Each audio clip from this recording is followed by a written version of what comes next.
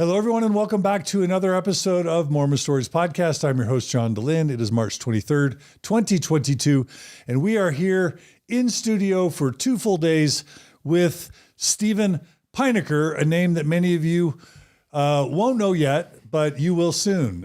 Steven Pynakker is the host of a podcast and YouTube channel called Mormon Book Reviews, and we just spent a good hour and a half hearing about how someone raised in Chicagoland area as an evangelical Christian.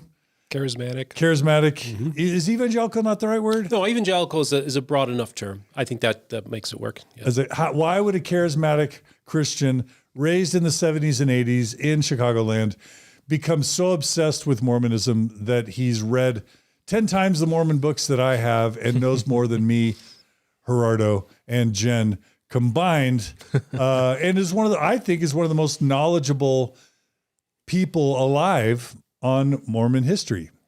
Gerardo, is that fair to say? Probably. Yeah. Hope you're not embarrassed by that claim. I know there are people who know a lot about Mormonism, and it's very weird to hear you of all people say that, but it was weird once I started talking to people. I didn't know how much I knew until I started talking to people, and I realized, I know a lot. So I thank you for the kind words. Yeah. Yeah. Well, you've earned it. And so what we're going to do in this part 2 of our, 5-6 part series with you, this is going to probably even freak you out a little bit more. For me, this opportunity right now, this episode, is as significant as the Michael Coe interview and as the Robert Ridner interview in this sense.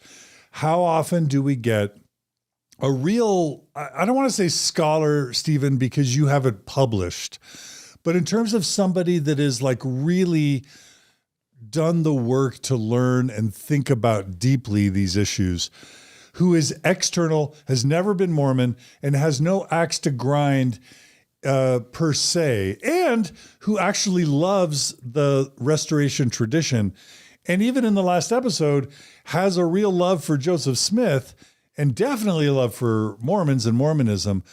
Like, how often do we get someone who is willing for political reasons, and when I say political reasons, I mean socially political reasons, who isn't concerned about what will the MHA crowd think, or what will my buddies in the Mormon Studies crowd think, or how might this affect my ability to win some award at some conference, who can just honestly give a candid assessment of the history independently with as much depth as Steven can. So from that perspective, I don't know that we'll ever get a more knowledgeable never Mormon to opine on the question of how the Book of Mormon was created. And that's what I want to do for this part 2. If there are others of you out there, if there are other never Mormons out there that want to compete with Steven for the title of the sort of like most knowledgeable never Mormon to give their theory on how the Book of Mormon was created, I'm opening up that invitation right now. Automatic interview. You're in. I want to hear you give your own opinion, but this may be the best chance we ever get at an outsider's view of how the Book of Mormon was created. Gerardo, do you validate that buildup? I love it. Yep. Yeah. That's why you wanted to do this interview, right? Or at least one of the reasons. Yeah. Yeah. The Book of Mormon is very important for a lot of people, right? And for Mormons, even people questioning their faith. A lot of the times, that's what holds a lot of people in the church, because the Book of Mormon, they still believe in it. It's really hard to get past it. So, I mean, like Jeffrey Holland said, you have to crawl around it. Under, over, or around it. You have to crawl under, over, around it. No, but Gordon B. Hinckley said it's the keystone of our religion. Right. That either, Joseph Smith and the Book of Mormon are everything they claim to be, or it's the biggest fraud ever perpetrated. Like, that's Mormon church leaders that have kind of created that expectation or dichotomy. Yeah. And I think it's true. Even Richard Bushman would agree that if the Book of Mormon isn't what it claims to be, the church isn't true. And even the point of this episode isn't to prove the Mormon church false. Right. And I know that you, Steven, wouldn't want to like stray into that category. It's just when you were, so we'll start it out this way. we talked about how you were raised as a charismatic Christian, but then at some point you lost your faith in Christianity and became, as you would have described it, an atheist or an agnostic. And then during that time, you did it, 10, 20 years of deep study of Mormonism. So this would have been your secular explanation of the creation of the Book of Mormonism as you would have assembled it prior to you regaining faith in Christianity. Yeah. So, I mean, first of all, I think you undersold it. I'm just joking. I think I want to appreciate the kind words, but I just thought I've read a lot of papers. I've read a lot of books. So, I mean, a lot of what I'm doing is kind of just taking from other people's research, but also in my mind, trying to think of different ways that I think that Joseph, in a naturalistic explanation. So I wear different hats. So sometimes I wear a supernatural hat, a believer's hat, and other times I wear a skeptic's hat. And I think that's the best way to pursue things. Like even with me, like with what I think, like when we finished part one, how I said, I believe we have a divine appointment, right? Or the God. There's also that secular part of me that could says, well, Steve, there's other reasons that we're brought here that could be easily naturalistically explained, right? So I acknowledge that. So I just want to say that's how I think. So this is not a bashing of the Book of Mormon or anything like that. It's just like, okay, if I'm purely secular, I'm an anthropologist or whatever, and I'm trying to study religion from the outside, how does this religion come into being, right? And how does a book like the scripture, like the Book of Mormon, come to being? So just want to get that out of the way. All right. Okay, so I want to kind of follow a timeline, and I definitely think we need to understand or hear from you about Joseph Smith's family of origin and kind of the treasure digging stuff. Mm-hmm. How could we explain the Book of Mormon without talking about those two things? Yep. But even prior to that, there's the creation of the Bible, right, and the mound builder myth, right, that would have predated Joseph's own parents. Yeah. So where do you want to begin in the history of civilization to begin your explanation of how the Book of Mormon came to be? Well, I mean, I guess we could start with, it counts for something that Joseph Smith comes from Pilgrim stock and not Puritan stock. The Puritans were more about getting the doctrine right, and the Pilgrims were much more experimental and innovative in how they viewed their Christianity. So that is kind of the world that's the tradition that Joseph came out of. And so it was less doctrinaire and it was more experimental. And we need to understand that leading up to Joseph Smith, the idea of modern prophets in our times was ideas that predate Joseph by hundreds of years, that these were ideas that were in this world all along. And so that's significant, right? So like a Calvinist would say, the reason why he strayed is that he was not grounded in solid biblical doctrine, right? Because of where he came from. And so there's a few other things too, like one of the things I like to talk about, how within rural communities in general, you would have, of course, we all know about this magical worldview, right? The idea that superstition and that there's spirits and all these things, this is all part of that world. And you could be a Christian and also believe these things as well. And I always tell people, my grandfather was raised in the prairies of Canada in the 1920s, so about 100 years after Joseph Smith. It was the frontier, and it was a very similar world that Joseph grew up in. And they were, even though they were doctrinaire Calvinist Christians, they still had superstitious practices. They used dowsing rods. They used the astrological calendars for planting. And so within a rural Christian context, this magical worldview made it well into the 20th century. Okay, so I think it's important that we establish that the Pilgrim stock, the idea that there could be new modern prophets, modern revelation, were all there. And then we can't forget about also the wood scrape incident, where Joseph Smith's father, Joseph Smith Sr., and I believe Oliver Cowdery's father may have been involved in a group that believed in temple rituals as well as an ancient setting for Indians and stuff. So this is even within the family lore of an ancient kind of a mystical like a tying in of ancient American Indians with having like a history of them. So this is even before Joseph was born. That was part of the family. I don't think my listeners will know the basics of the wood scrape, even just the high level basics of the wood scrape incident. It was kind of like, well, I know you had on Kimball's relative. She has no, remember she had a Greek last name. She wrote that book. Kathleen Melanakis. Yes, about the early. That's another book I bought that from your show, and she kind of gives a very interesting idea that, and I don't buy into it entirely, but she talks about how basically you have these counterfeit rings that were going on, and it involved taking oaths and making secret oaths with each other, and counterfeiting. And kind of having a cover story for your counterfeiting operation. So they kind of, and I'm trying to remember the exact story about the wood scrape incident because it's fascinating. Because if it's only mentioned briefly in the Burned Over District book that came out, and I forget who wrote that, but it was like in the 1960s. So there isn't a whole lot out there about it, but there's a lot of speculation. But it had to tie in with ancient American Indians and temple rituals and oaths. That's the best from the top of my memory that's there.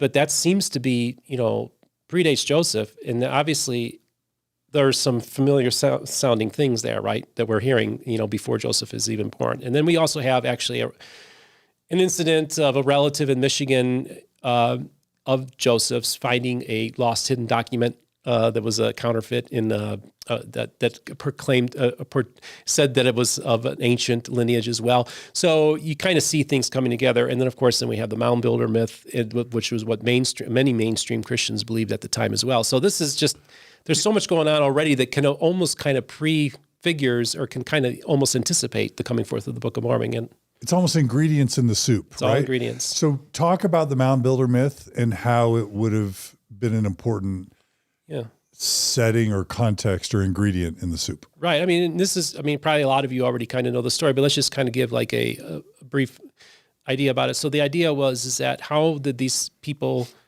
get to the New World? The Bible doesn't talk about them. Meaning the Native Americans. Native Americans. Yeah. Right. And this very much perplexed people because you have the known world and the Bible doesn't acknowledge that there's another world. As a matter of fact, it hardly acknowledges anything outside of the Roman Empire, really.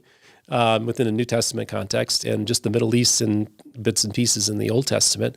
So the world was much smaller in the Bible, right? So when you find this, you go to the New World and you find these people, you have to come up with an explanation. And so we have the story of the 10 lost tribes being taken into captivity, right? And then they're lost to history. So it's a story that, okay, the Bible is like, it almost is asking for an explanation as to what happened to these people, right? So then you have like a lot of theories, like the British-Israeli. This came a little later, but the idea that that the Europeans were the 10 lost tribes of Israel. This would be a little after Joseph's time.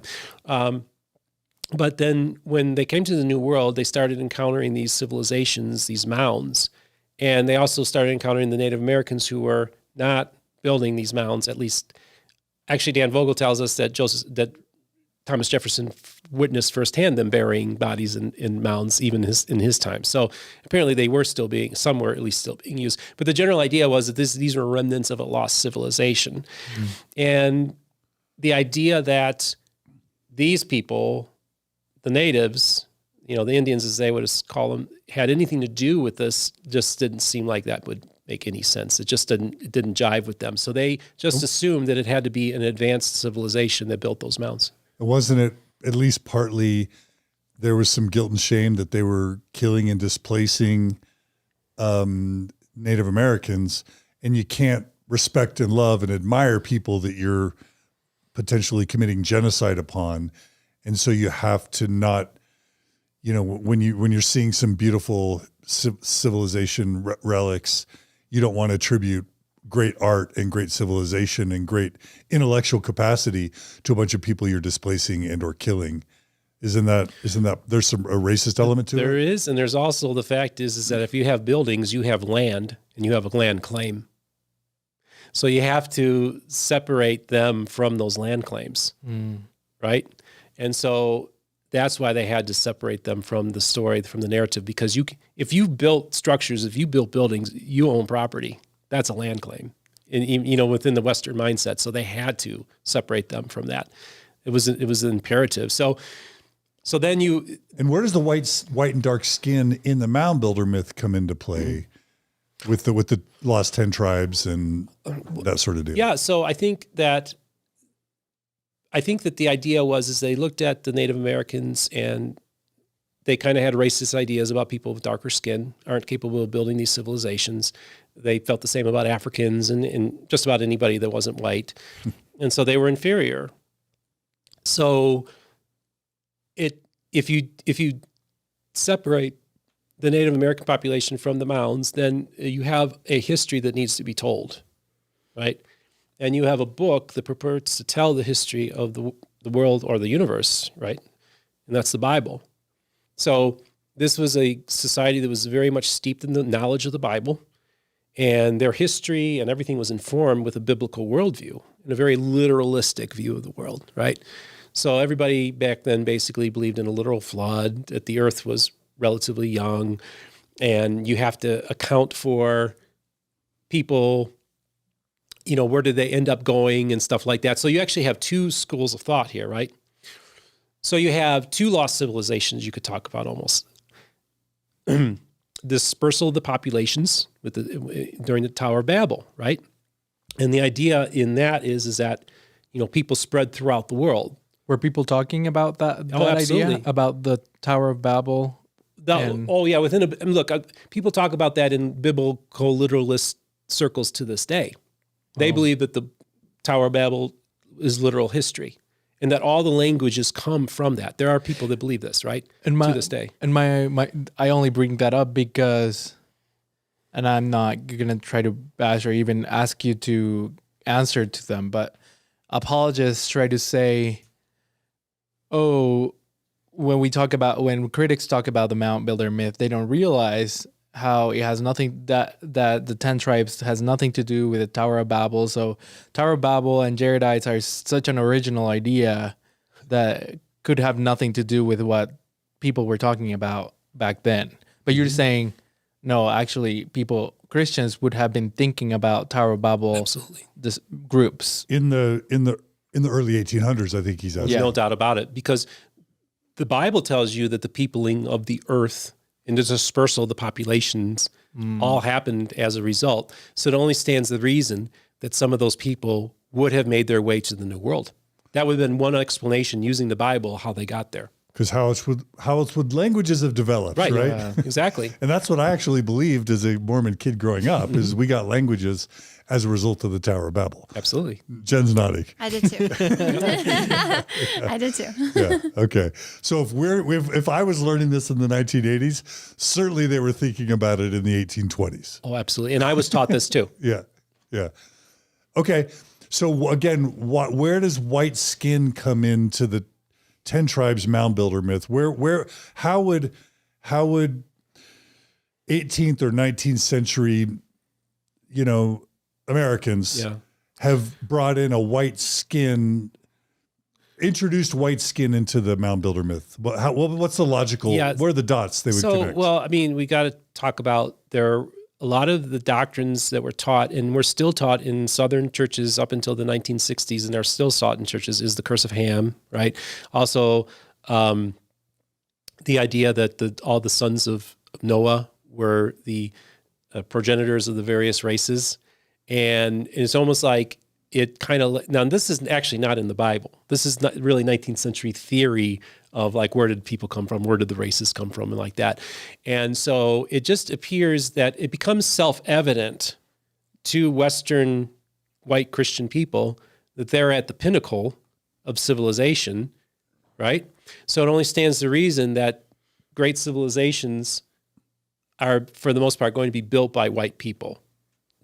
That's how they viewed it. But they also believed that was God's ordained, way it's supposed to go, right? Like that's kind of how he ordered things to be. That we as white people are at the pinnacle, we're at the top, therefore we have God's favor. And therefore, if there's great mighty civilizations to be built, it's going to be us. But also within the Christian context is this idea that if people turn wicked, their civilizations would collapse. And so the Old Testament is replete with these examples of God punishing the Israelis and the Hebrews and everything like that through outside bad guys, evil people even, destroying them. So you have like a society that's has God's favor, and everybody looks around and they're all white, and we have God's favor. So it only stands to reason that people that aren't white don't have God's favor and aren't capable of building the civilizations that white people can build. I just think that is so obvious to everybody at that time. That's how they saw the world.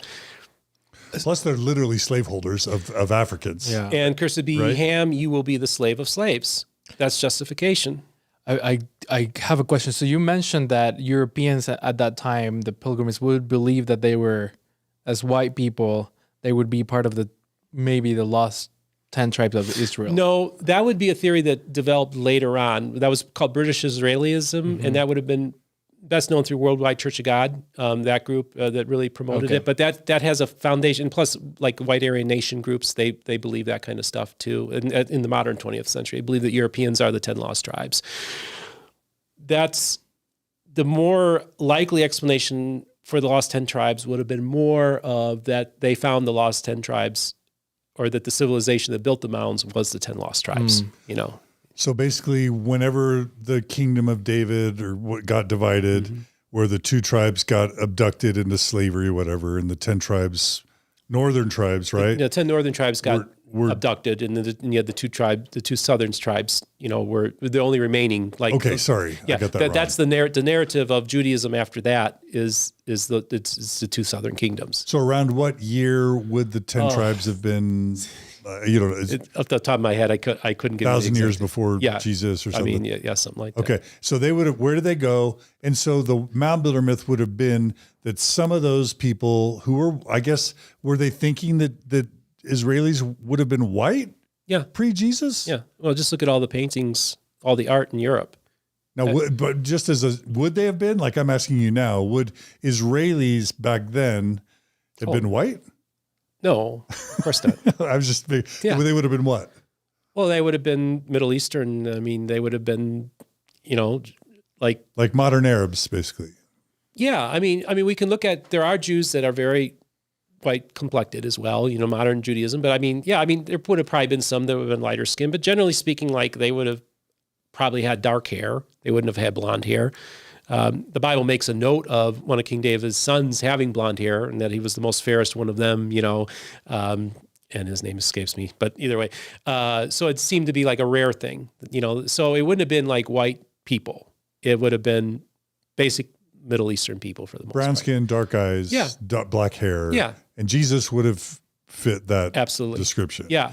But somehow, because it's white people trying to make sense of the world with the biblical worldview in the 17 and 1800s, then it's got to be white people. So the 10 tribes are white people. And somehow some of those 10 tribes made their way over to America. So would the mound builder myth have tried to speculate how the white 10 tribes, how some of them would have made it to America? Would they have even tried to speculate? Like, would it have been through boat? Would it have been through the Bering Strait? Like, had they thought that part through, the mound builder myth? That's a very good question. I don't know if they developed. That's a very good question. I should look into that. But I think the Hebrews had boats, right? Yeah.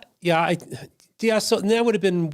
Yeah, View of the Hebrews would have been an example of that. Yeah, and it's hard to say because I think that I imagine some would have thought of like a land bridge landing as well. I mean, I think that you could look at a map and see things connecting. I think some would have gone that direction as well. But yeah, and really this is the key thing, and this is what I think is important too, is that specifically at this time, the 10 lost tribes were thought to be the mound builders in the upper Midwest. They weren't taking them into account for Mesoamerica or any of the populations in the South. Essentially, the lost 10 tribes all landed in North America. That was the general consensus at the time. There wasn't a whole lot out there about the other stuff. And people who believe the mound builder myth would have believed that they arrived in North America white, that they were basically Jewish, and that they would have built these amazing civilizations. But then some would have, somehow dark-skinned people would have Would the mound builder myth have had a theory about how the dark-skinned people emerged? Would they have come in through other means and just intermingled, or would there have been a cursing of skin? No, there wouldn't have been a cursing of skin. I think the general idea is that they built this civilization, and maybe at a later time, a darker skinned group would have come in and wiped them out, which would be the Native Americans. I think that that would have been kind of like almost like a genocide. That would have been the thought then. These people here that they see, the Native Americans, they're the ones that killed the white people that built these. I think that would have been the general idea of how they would have seen things then. Yeah. And what's your confidence level that like Joseph Smith Sr. and Lucy and even Hiram and Joseph Smith would have had exposure to the mound builder myth as a way to inform whatever came later? I mean, you have mounds all over the place. So stories are going to pop up about them, and speculation is going to pop up about them all the time. And so like they saw Hill Cumorah, they thought that was an Indian mound.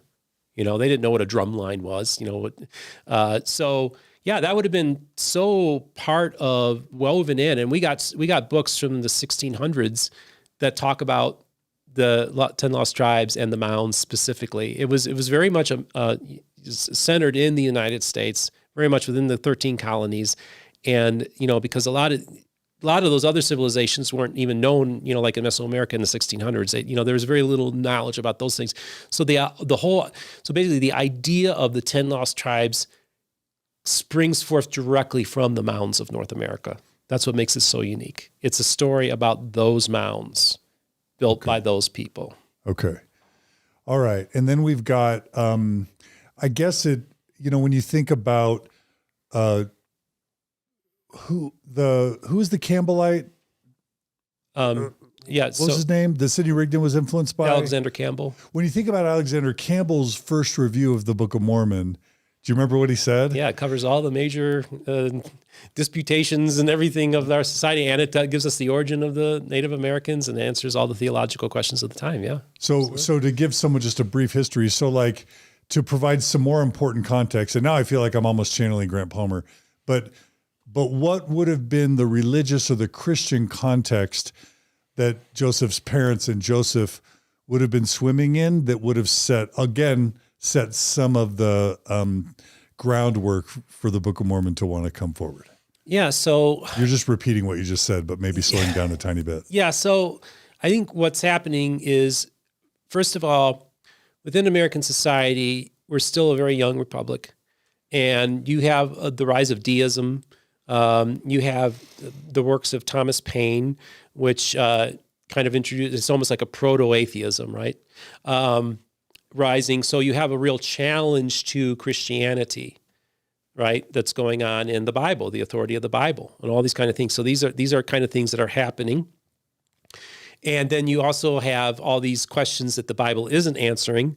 So people are like, how did these people, I mean, it was this very big time theological thing about these people who are here, and God has to give them an opportunity to hear the gospel. I mean, how could you isolate these people? And no way a Christian missionary could have made their way here until we got here. So it just called out for an explanation. And then at the same time, we're having what is called the Second Great Awakening, which is a response to deism and the undermining of the Bible. It's kind of saying like the reason why we fell off is that we got so rigid in we lost the spark of the Holy Spirit. We don't have the events that happened in the Bible going on anymore, and we've just made Christianity into these just very stoic religions. It's just very cold, and it's not participatory. It's becoming less relevant to people. People are not interested in going to church anymore because it's very boring, and you have just these challenges going on. Don't forget the Catholic Church and views on the Catholicism, right? Oh well, which course. Also make their way to the Book of Mormon, right? Yeah. So I mean, this was, of course, was a very anti-Catholic country, still very Protestant. They would have been very anti-Papist, and the reason why they would have been is because all of them basically are, for the most part, I mean, within the context we're talking about, they would have all been Protestants who probably would have affirmed that the Pope is the Antichrist at this time. And that the Catholic Church is the whore of all the earth. Right? Absolutely. They looked at those books in the Book of Revelation talking about the whore of Babylon, and most of them, and even the Reformers, thought that was the Catholic Church that was talking about. No doubt about it. Yep. Yeah. So lots of, and about authority, about which church is true. Yeah. Right. And because you've got all these Protestant denominations, but they're battling with each other. Yes. Right. About authority, about baptism, about confirmation, about priesthood lineage. Yes. And that's huge because in modern day Protestantism, we don't have that anymore. For the most part, you could just go down to any church and no problem. Lutheran, Presbyterian, Methodist. You might get a little ribbing from the family. Oh, now you're a Methodist, huh? But nobody would really bother you about it, right? So this is the thing. Like back then, it was really important which church you belonged to. So a Presbyterian would have said, well, if you get that Methodist baptism, you're going to hell. Like this is the kind of language that they were talking about at the time. So you have this really extreme sectarianism going on as well. And I think that's probably also what helped lead to the Second Great Awakening, because you had this recognition that this denominationalism is causing all these problems. And what we need to do is get back to the Church of Acts, to the first century, and restore the church back to its original purpose and foundation. That the church has become so corrupted, and that because of these sectarian battles that are going on, that we just need a clean slate, start all over again, and use the Book of Acts as our guide to build a church. And this is what the Second Great Awakening in many ways was all about. Let's get back to the Bible. Let's deeds, not creeds. That was one of their more popular things that they had. We need to get back to the Bible, and you get back to the first century, and you need to have a personal relationship with Jesus Christ. And this is where the revivalism comes in, and all these things, they come out of these Protestant denominations. Like you had the Stone Campbellite movement, so you had Barton Stone, you had Alexander Campbell. One was a Baptist minister, one was a Presbyterian minister. They both had the recognition that something was very wrong in the church, and that there need to be a restoration. They used the term restoration in their language.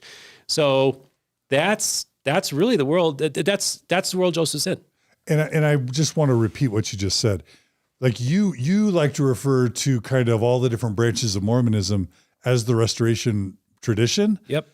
But the actual restoration tradition predates Joseph Smith as its own non-Mormon related strain or impulse, correct? Yes, absolutely. And so if you would have gone around in 1820, 1825 and mentioned restorationism or whatever, what would people have thought of? I would have thought of that movement that was going on. I mean, Campbell. Yep, that would have been all right. And they were using the term restoration. Well, I think the Seventh-day Adventists are really similar of the timeline. Well, the Seventh-day Adventists come about in the 1840s. A little later. So they use all the 19th century sects that come out all use restorationist language. Yeah. And that predates, I just want to make sure it predates Mormonism. So keep predates going. And postdates it. Right. Mm-hmm. Yeah. Okay. And that's important. I think that's really important because even when we were reading about D&C 132, just with Sandra Tanner, the justification in there is, well, we got to have a restoration of all things. Yeah. But that's not necessarily coming from God or Joseph. That's the history. That's the context they're swimming in. Is that right? It's the context of swimming. But see, Joseph takes it in a much different direction because he means Old Testament too, right? Yeah, he's like taking the restoration again. This is naturalistic explanation. He's taking and just running with things in such a unique, I'd say, ingenious way. I mean, the guy's a religious genius, and so the idea. I mean, we could get into the Masonry and all that kind of stuff too, because they were going to restore true Masonry, and that is in relation to the Book of Mormon as well. Yeah. So But at the time Joseph is growing up, I think Masonry was being looked down. Okay, that's the next place right? I was going to go. Yeah, we could talk about that. And so that's Grant Palmer. Again, we're channeling Grant Palmer because so before we jump there, Gerardo. Yeah. So we've just explained so far from the Book of Mormon, the Lamanite Nephite question, all the stuff about the blood of Israel and God's chosen people, all of that part of the Book of Mormon we've just explained. We've just explained the light and the dark skin. We've just explained why the light skinned people get killed off in the end. We just explained the Tower of Babel, which explains the Jaredites, right? Mm-hmm. And we just talked about restorationism and sectarianism. and this is again channeling Grant Palmer, we're now explaining a lot of why are there Protestant sermons appearing in the Book of Mormon that are supposed to be predating even the birth of Jesus Christ. And yet you've got Protestant sermons in the Book of Mormon that are talking about things like infant baptism and authority and like Grant Palmer would have been the first to call my attention to the idea that Joseph Smith was hearing these sermons in the Burnt Over District and sort of bringing that type of theology into the Book of Mormon. Is that? Yeah. So I would say that I think, first of all, and again, I have got great friends who are faithful Mormons, and I'm just talking as a man, if you will, just kind of, I think that not only was Joseph hearing the sermons, I also think that he was engaging Jonathan Edwards in particular.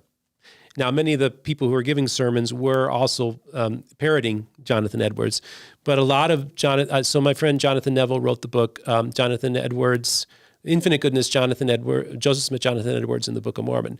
And Jonathan Neville, who you should have on, is a Orthodox, true blue Mormon, and he did a Google search of the words that are in the Book of Mormon that are not in the Bible. And he's just a layperson. He's a lawyer by training. But he does this word analysis and discovers that there are so many phrases and words that are not in the Bible, but are in the Book of Mormon.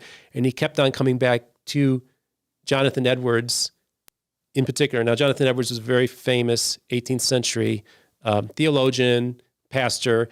The Sinners in the Hands of the Angry God was like the most popular, the most important sermons ever given in this country. That's what he's best known for, right? So he on his own came across this phraseology. The natural man is an enemy to God is not in the Bible, but Jonathan Edwards uses that phrase. Okay? So so I think Jonathan Edwards plays an outsized influence in the formation of the Book of Mormon. Now, this is the thing. If Joseph Smith is a conventional translator, that's fine, right? If it's showing up on the seer stone, maybe that's a little bit of an issue, right? But if he's using modern 19th century understanding and language while he's translating the plates, in other words, you can be a faithful Mormon and still accept Jonathan Edwards in there. But if you're a naturalist, you're saying, well, it's obvious he's just parroting, Jonathan Edwards' stuff. And we know for a fact that Joseph is really good at borrowing other preachers, other theologians' ideas and incorporating them into his own theology. We know that because of his translation of the Bible, where he's using almost exact concepts as Adam Clark. Yep. In the Joseph Smith translation, right? In the JST, yeah. Right? Exactly. Yeah. Yeah. We know that he is capable of doing it. And this is the thing. Not capable, skilled at. So another thing, I just had John Hamer on, and we're doing a 3-part series about the early history of the church. And one of the things he brought up, and this is where he said, as evangelical Protestants, you should really take the Book of Mormon very seriously. Because it actually has this unique thing that it actually has transcribed 19th century revival sermons, which weren't transcribed because they were just speaking from the heart. And you actually have a historical record of 19th century sermons in the Book of Mormon. Yeah. So that's what I find so fascinating That's too. pretty cool. It's like he actually is like having a recording. Like I had my mom read King Benjamin's sermon the other day. I told my mom, I said, your mother would have loved King Benjamin's sermon because she would have agreed with so much of the doctrine and what he taught in there. Yeah. And so that to me, that's what actually makes the Book of Mormon accessible to evangelicals and Protestants as well, in that regard. So it is part of our heritage in one sense as well. Yeah. Okay. 2 more things. So Gerardo mentioned the fascination with the Masons and the Morgan affair. Yes. Which Grant Palmer wanted to sort of tie, and he probably got this idea from someone else, but all the secret combinations fascination in the Book of Mormon, he wants to tie that to the fascination with the Masons at the time. Yeah. Do you see a connection there? And if so, do you want to explain it? Yeah, because I think, first of all, Western New York was ground zero for the anti-Mason party, right? And at this time, people don't realize the anti-Mason party was like a huge successful party, elected members to Congress and to governorships. I mean, it was a force to be reckoned with. And this is all in response to a gentleman who wrote an expose on secret temple ceremonies that the Masons were doing, named William Morgan. And allegedly his body was tossed in the Lake Ontario, and it was recovered. And the idea is that they take these vows in the temple that if you divulge what goes on here, that the penalty is death, right? And so it was understood then that, okay, this is real. They will kill you. And we have politicians and governors and judges that have taken these oaths. And if they all have taken a vow to support each other and to not go against the other because they took these oaths, then you can't get a fair trial if you have a Masonic judge. Andrew Jackson was a Mason, so that's also fueled a lot of what was going on. So this was a very much a big explosive movement that was happening, and it really shook up the political world for a period of time there. And all the basically like 90% of the lodges shut down. It devastated Masonry. And the idea is that you have these groups of people taking secret oaths and establishing, and they use the term secret combinations as a term that was used to describe Freemasonry. And of course, this is phraseology that's very familiar to readers of the Book of Mormon. And there have been some speculation that Mormon was named after William Morgan, right? That there was that's where the name Mormon comes from. That was an influence on Joseph. Mormon's named after William Morgan. So yeah, it's like as an outsider, and you're looking at the history of the Jacksonian world, and you're familiar with all this stuff that's going on, and then all of a sudden you have things that would be descriptive of aspects of Masonry making itself into the Book of Mormon. And we even have later where, Cain slew Abel, and he says, I'm Master Mahon, as in Master Mason, it rhymes with that. So, and it all seems like even just like the term Master Mahon, it implies by the author, if you will, that there was that was the original term was Mahon, but then it gets, I'm trying to think of the word, corrupted into a different word, Mason, right? It's almost like, so we got to restore a lot of the original lingo and all this kind of stuff. So the Book of Mormon, when it was first published, was referred to as the anti-Masonic Bible. So yeah, if you read it then and you were reading the script, you would say, oh yeah, okay, I get this. Like they would understand what was being said there. And this is the other thing that people need to understand, that people believed, and Masons believed, the narrative that Masons taught, that they can trace their lineage all the way to the building of King Solomon's temple, that it's an alternative history, a secret history of mankind. They believed it to be true, right? So these ideas that they were talking about, these were held that our roots go all the way back to Solomon. So we have this unbroken line of these secret people passing along this secret knowledge up into the 19th century. And this is what was believed by Masons at that time as well. Love it. Okay, we have a couple more influences. So we also have Joseph Smith's own family dynamics, including his father, and again, this is from Grant Palmer, as a significant influence. Do you want to talk about that really quick? Yeah. So first of all, Joseph Smith Sr. kind of was, he was his own man, right? And so he didn't really like the idea of belonging to a church or anything like that. And he would have categorized himself as a deist, right? But he was also a man that was a spiritual man, right? So he believed in dreams and visions and stuff like that. And so he was a big influence on Joseph. Now, the argument goes is that Joseph was kind of making the Book of Mormon for his father, to convert his father. And his father would have considered himself at the time as a universalist as well. And so, yeah, Joseph Smith Sr. is very... What would a universalist believe? Basically, universalists believe that basically everybody goes to heaven. Yeah. And so no need of baptism, no need of following commandments. Right. You're just going to make it. Yeah. And that was, so you had ideas like deism, Unitarianism, and Universalism that were counter to traditional biblical Christianity at the time, counter narratives. So, yeah, I mean, Joseph Smith Sr., and this is the whole point too, is when you bring that in, because he had a dream that was similar to what would become Lehi's vision as well. And also the family structure a little bit. Yeah, right? and that's pretty well established that there's a family dynamic within the Book of Mormon that parallels the family dynamic within Joseph's world as well. Older brothers. Yep. Right. And I'm sure visionary father. I'm sure he's thinking of William Smith when he's talking about Nephi's older brothers sometimes, right? I mean, I just think that again, this is, if he's the sole author of this book and these are the influences, I think that you can find these parallels within his family.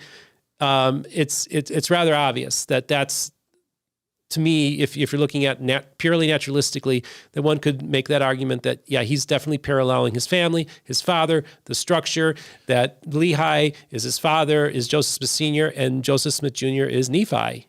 I think you can make that argument, yes.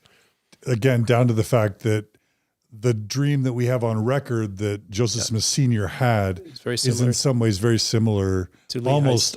In some ways almost identical to Lehi's dream in the Book of Mormon. Yes. Yeah. Yes, absolutely.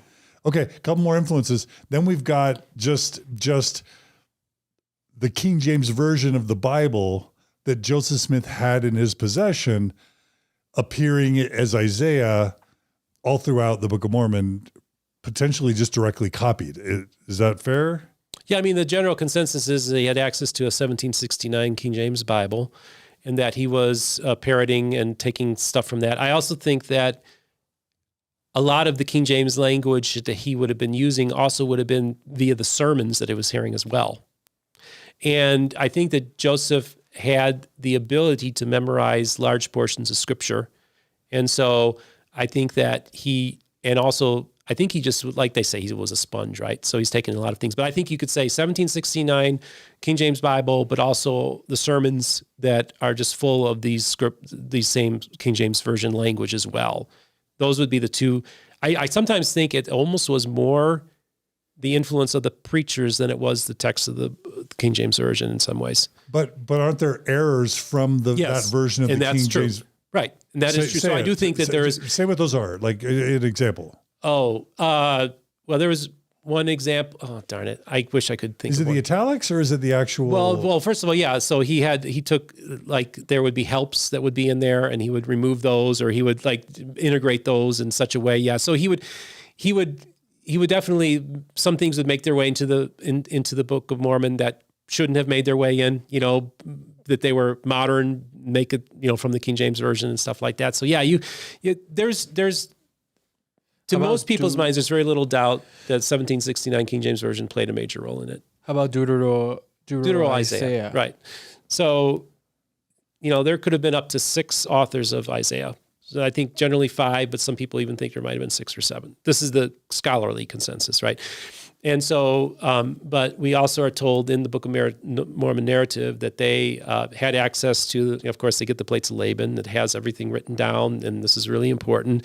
And it includes Isaiah in there.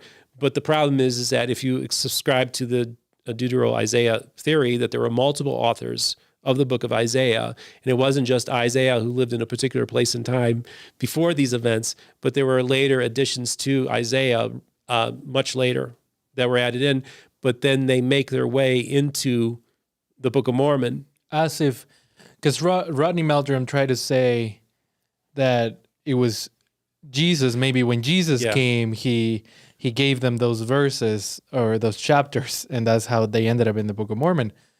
But I made a comment, and I don't know he understood what I was trying to say, but the problem is that we have Nephi quoting Isaiah and saying, this is coming from the plates of Laban, right? Yeah. But the stuff Nephi's quoting would have been written after Lehi left Jerusalem. Right. So there's no way they would have been contained in the brass plates. Is that right? This is the thing. Though, that is if you accept the Deutero-Isaiah, because not all biblical scholars accept that. I tend to think that that's probably the correct thing. But let's just give some credence. There are so just so you know, one argument in favor of the Book of Mormon to literalist Christians is that it actually helps support the Bible. and that there would have been one Isaiah. So I say, like, so that's the thing, is that the Book of Mormon, as we were getting to all the different influences, is a defense of the Bible. Yeah. And without him knowing at the time, if he's the author, that the Book of Mormon can offer, and B.H. Roberts brought this up, is that, well, we can make the argument that the Book of Mormon bolsters the Bible because of this Isaiah thing, right? Yeah. But I want to acknowledge that there are born-again Christians who believe in the Bible, who believe that Isaiah just wrote it, and so it would have been perfectly fine then that they would have had all of Isaiah with them. That's fine. Yeah. We don't have to make the Yeah, we don't have to, arguments. yeah. We've had plenty of that. So one other really important influence that I just had an awakening of listening to Thomas Murphy, I think, on your program, Yep. is one area where Thomas Murphy and maybe Rod Meldrum agree, is that the Book of Mormon describes very well actual Native Americans that existed. Yes. The two problems are it's not Mesoamerican Native Americans, Right. and it's not any Native Americans that existed during the Book of Mormon time period. Yep. Do you want to fill in the blank of which Native Americans the Book of Mormon actually accurately describes? Yeah, so Thomas Murphy said that I believe that the Heartland model is the most accurate description of the Book of Mormon. It's just that I believe it took place in the 19th century, and not Meaning what? Meaning that As Joseph Smith's describing Lamanites. he's describing stories about Native Americans that were known at the time, that make their way into the Book of Mormon. He has characters, Indian chiefs, that actually are very similar to characters in the Book of Mormon. He has the idea, there was a very well-known ceremony where the Iroquois buried their weapons. And then the other thing that Thomas Murphy talks about, and then again, he revealed this for the first time on my program. This is original research, which will be published soon. He said that the Nephites were neophytes. And what were neophytes? Neophytes was a term that was used for recent converts to Christianity, in particular Native American Indians, right? That's what they used. They called them neophytes. So even the term Nephite might have its roots in the term neophyte. So, yeah, and then, I mean, I'm trying to remember which king. I think he might have paralleled one of the kings in the Book of Mormon with a well-known chief, like in the 17th. Maybe, I don't know. King Lamoni? Maybe, yeah. I'm trying to remember which one he referenced, but he's done. You know, this is the thing. Is like, so, you know, one of the things that I say is that if the Book of Mormon is a product of Joseph Smith, I don't think, now Dan Vogel would disagree with me on this vehemently, and he'll let me know, because Dan Vogel will let you know. Dan thinks that Joseph Smith had in mind a hemispheric model of the Book of Mormon. Land northward, land southward, narrow neck of line, and looked at it from geographically. Honestly, I think the argument could be made, and I think Thomas Murphy is of this mind as well, is that you can have all the Book of Mormon events take place in Joseph Smith's backyard. And I think that it kind of like Jeremy Runnels kind of created a map of Western New York with a lot of Book of Mormon place names. That I think he got that from someone else. Yeah. Well, no, I think he did. Well, he may have, but I also will tell you what's interesting to me is that there was a faithful Mormon named Phyllis Olive, who I think predates the CES letter. And she wrote a book, a limited geography model of the Heartland model. And she advocates in the faithful telling that all the events of the Book of Mormon took place in Western New York. And she uses the same place names and stuff. In other words, came to similar conclusions that Jeremy Runnels, whatever work he was doing with the CES letter. A faithful Mormon also created a map of the Book of Mormon, a limited geography model that all takes place in Western New York. And I think that, you know, and Geraldo and I were talking about this, is that one could argue that Joseph Smith was world building, and he was doing it for many, many years before the Book of Mormon was written. I think that one could say that, first of all, we know that he was quite the storyteller, and that it was as though he lived among them, right? Is what his mother said. It was like he was one of them. He knew their manner of wars and speech and religious customs and everything like that. And I think that you could say that you have the treasure digging Joseph Smith. We'll get there. Okay. No, I'm not. I'm saying that when I say treasure digging, I'm merely speaking about him roaming the land. And I can imagine that you would have a situation where you have this guy where they're walking by mounds and he's telling stories about those mounds. And he talks about these battles that happen here and this battle happened there and this all happened. And like so he did with Zelph basically later, right? When he sees Zelph the White Labanite. It's like, oh, that's right. That's so-and-so from this story, right? Right, yeah. I mean, that's the argument you could make, that he's doing the same thing and he's actually literally mapping out the story of the Book of Mormon in his own backyard. In his mind, like Minecraft, you said. Right. Well, and this is the thing. If he's doing that, see, one of the strongest arguments in favor of the Book of Mormon is that how do you take into account the complexity of the troop movements and the movements within, like there's this like sophisticated complexity to the Book of Mormon. Geography and how do you keep the amount it straight? Of time of people moving from one place to another. Yeah. And I'm thinking, well, you don't have television. You don't have all these other things, but you've got somebody, was known to have a vivid imagination. And I think he's telling this story during his youth. He's building this world in his mind. Maybe the names change, but he has a story for that mound over there. He has a story for that plain over there, a battle that took place there. And he's developing this story, and it's all taking place in the geography of his own backyard. So when you're creating the document of the Book of Mormon, he's able to keep track of everything because it's like he knows that world. He's lived in that world because he created that world.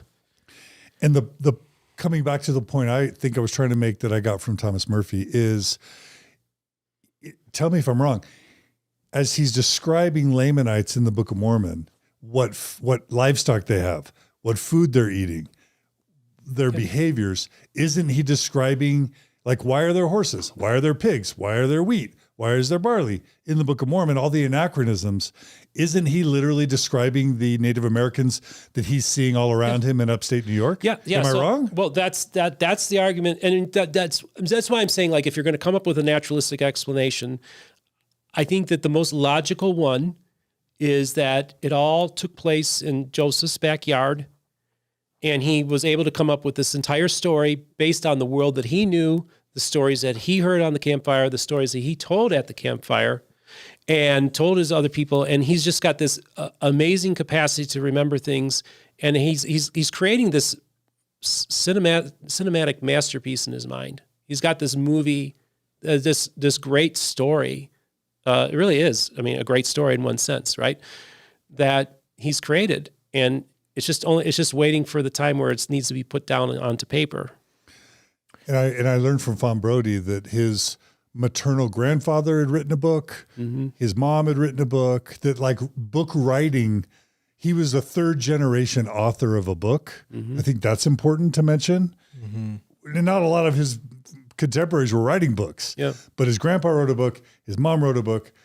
And then tell me if I'm also, if this is, have you studied at all the Book of Napoleon or the Late War? Yeah, the Late War. Because there have been recent theories to explain kind of the language of the Book of Mormon, where what might have influenced that. Yeah, so I think that when you see the Late War, it was an attempt, which is a book, right? It was a book that was written by a 14-year-old boy who wanted to write the history of the War of 1812. But written it in a sense of a biblical story, making it sound like scripture. And so there was a word analysis study that was done that showed that it says it's the most similar book to the Book of Mormon because it uses the King James language, because back then scripture had to sound like the King James. That was the sound of scripture. So some people have said that this was a popular enough book that it could have made its way into Joseph Smith's hands and it could have influenced him. And I think that's possible. But I also think that he may have never even heard of it. And that was just been the milieu that was in that a lot of people would have understood the Book of Mormon. This has to sound like scripture, right? And so that it could have just been a similar parallel that was going on. Whether it influenced him or not, I'm agnostic on. But I definitely think it shows how something could be created like that. King James English being used in a 19th century original text. Right. And by a 14-year-old, you said? Yeah, I believe the Late War was written by a 14-year-old. Yeah, so it was kind of like it's kind of interesting to see. I'm almost positive he was 14, yeah. But so you have this idea of writing it this way, but also it parallels the Book of Mormon in this context, is that you got this kid writing scripture of a 19th century event, giving it a feel of something that happened in the Bible. And then you also have somebody potentially doing the same thing with 19th century America, upstate New York, Native Americans, mounds. You can see how they're telling a similar story, maybe changing the names and making it sound like it took at a place at a different time or place or whatever, like what Joseph did. But yeah, I mean, definitely there's a parallel there that needs to be further investigated. I think it's an interesting idea.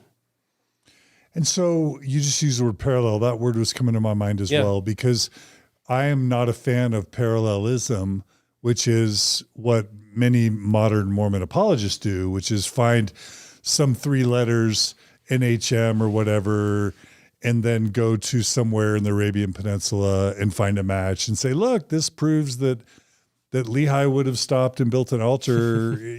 That's parallelism, and that's not a good thing. I don't want to be doing that here. And having said that, to summarize kind of the contextual discussion of the context that may have produced the Book of Mormon, what I think we just explained were many of the major influences of, in other words, some people want to make the argument that the Book of Mormon is such a miracle, like there's no way it could have been authored by Joseph Smith. But once you understand the contextual influences that likely influence the creation of the Book of Mormon, which include the Bible, Old and New Testament, the Mound Builder myth, right? Joseph's own, Lehi and Joseph's own family narrative, all the Protestant sermons, the Masonic rhetoric that was going on, right? And the understanding of Native Americans living in upstate New York at the time, along with upstate New York geography. There are many people that say the Book of Mormon, plus Joseph's gift for storytelling and for remembering things, the Book of Mormon actually is the exact book you would expect to come out of 1830s, the mind of an 1830 gifted storyteller who had access to all these things. Yeah. And is that? I think yeah. I mean, that's a pretty. I think that's a very compelling argument one could make. Absolutely. But I also will say that if I just want to give a counter idea, and I think because I think it's also interesting is that if the items are appearing on the stone and it's a word for word, right?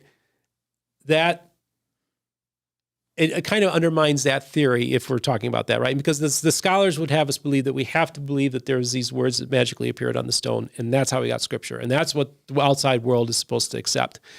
If we take Joseph Smith as translator, let's just say, because this is what I believe there were plates. Well, we're getting there. Let's not jump ahead. Okay, but as translator, let's just talk about the translator. As a translator, he's going to take, like any other biblical translator, he is going to take all the influences of his world and integrate it into scripture. So biblical scripture is written by people that were influenced and products of their time. But so it's going to be part of that whole thing. So it doesn't, in other words, when you're translating from another language, you're going to be thinking in your world. That's just the only argument. Okay. In other words, in favor of a translation process that would include. Well, this is a secular explanation. Right. It is a secular, but I like to think on different levels too. I just find that I think it adds to the conversation.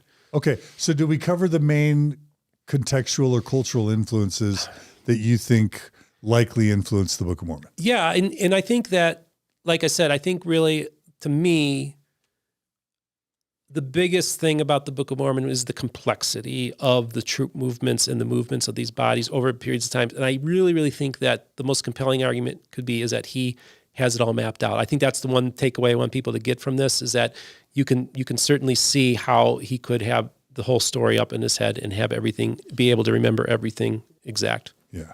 Okay. All right. So now let's go to the actual history and talk about the treasured, John, sorry. I did want to, because you were making a reference to parallelomania. yeah. It's hard to say that this is, it's different to come up with 3 letters in the Middle East Yes. than like these are proven theories and things that are talked about in Yeah. Joseph Smith's time. Right. So we're not Yeah, taking like things that were taught in Central America and then saying, oh, maybe Joseph heard about those things. Yeah, like Oliver Cowdery Right. literally attended the church where Ethan Smith who Right. authored The View of the Hebrews, Right, which that's- contained the Mound Builder myth. Like Oliver Cowdery attended that Yeah. dude's Well, congregation, and right? actually- Is that what Yeah. you're saying? Yeah, that's Like, what I'm saying. Yeah. Yeah, and that's the thing I do want to say. Like when you use the NHM and the potential launching point in the Middle East, that would not have been, of course, a parallel that he would have been aware of. But also, I don't necessarily consider those parallels because Right. they're kind of the closest thing to bullseyes for the Book of Mormon. So I think the parallelism is when you see with Ethan Smith, what he's doing is he's like, well, the Native Americans wash their hands a certain way that parallels a Jewish purification ritual. So it's this idea of trying to find commonalities within the Native American populations that existed at the time. And then this is what Protestants were doing. They were trying to find a influence of Hebrew practices amongst the Native Americans and then paralleling that with them and then making the argument for the 10 lost tribes, which could have influenced the parallelism that you would find in the Book of Mormon, and then why modern apologists would use those same parallels as a defense of the Book of Mormon. But would people who want to provide a secular explanation for the Book of Mormon be using parallelism to try and demonstrate the more cultural influences of the Book of Mormon? Are you saying that would not qualify as parallelism, to be sort of saying, here's where the Lehi's dream comes from? It comes from. Oh yeah, no, that would be parallelism in that way. There's 2 different ways of look. Yeah, I would say one is parallels and one's influences. I guess you could say. Yeah, because if Joseph's got a certain version of the King James Bible, Right. and it's literally word for word appearing in the Book of Mormon, that's not parallelism, right? Right. What is that? That's just, yeah, I mean, you're That's just copying, right? Yeah, so that's what you're saying, Gerardo, Yeah, that's what is I'm that it's not fair to compare modern Mormon apologetics.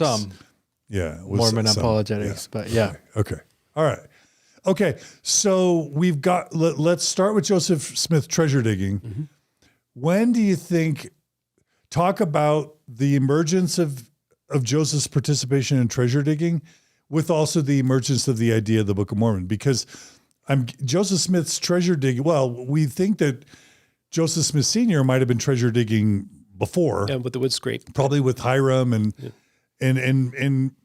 you know, there was Sally Hemings, Sally Chase and others treasure digging, but also the Book of Mormon, the idea for the Book of Mormon emerges in 1823.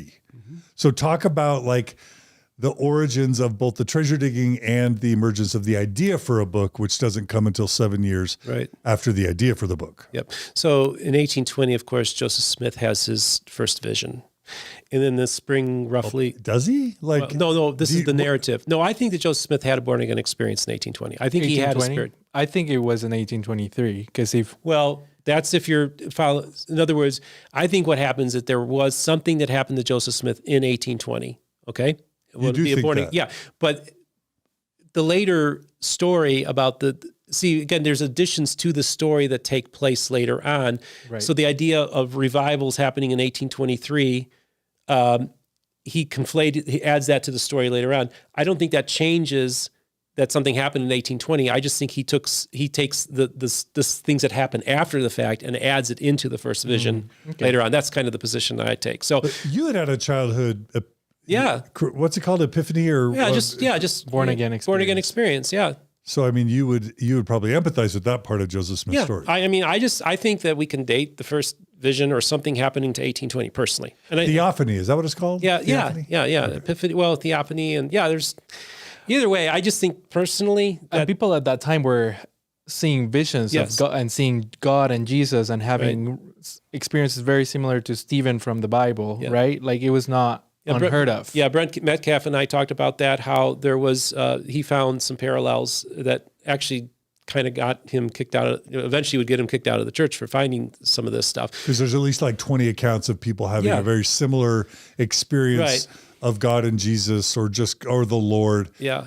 Before, in the 10 years prior to Joseph Smith claiming to have his first vision. And and again, this is almost like later on, because at this point, I think that Joseph is a believing Christian in 1820. He's sincere in his faith.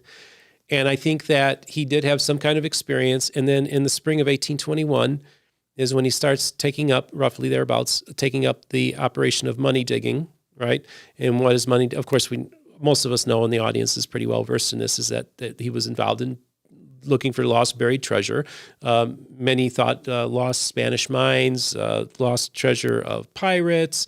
And so he was hired out to use these mystical, magical practices to track down these items, and it would have people go through these particular ceremonies that they would have to go through at certain times at night, and sometimes it may have been involved in sacrificing dogs, lambs, and things as a blood offering to the guardian spirit of those treasures. So this is all part of the lore, and of course Mark Elwood's graphic novel beautifully illustrates these stories that were going on at the time.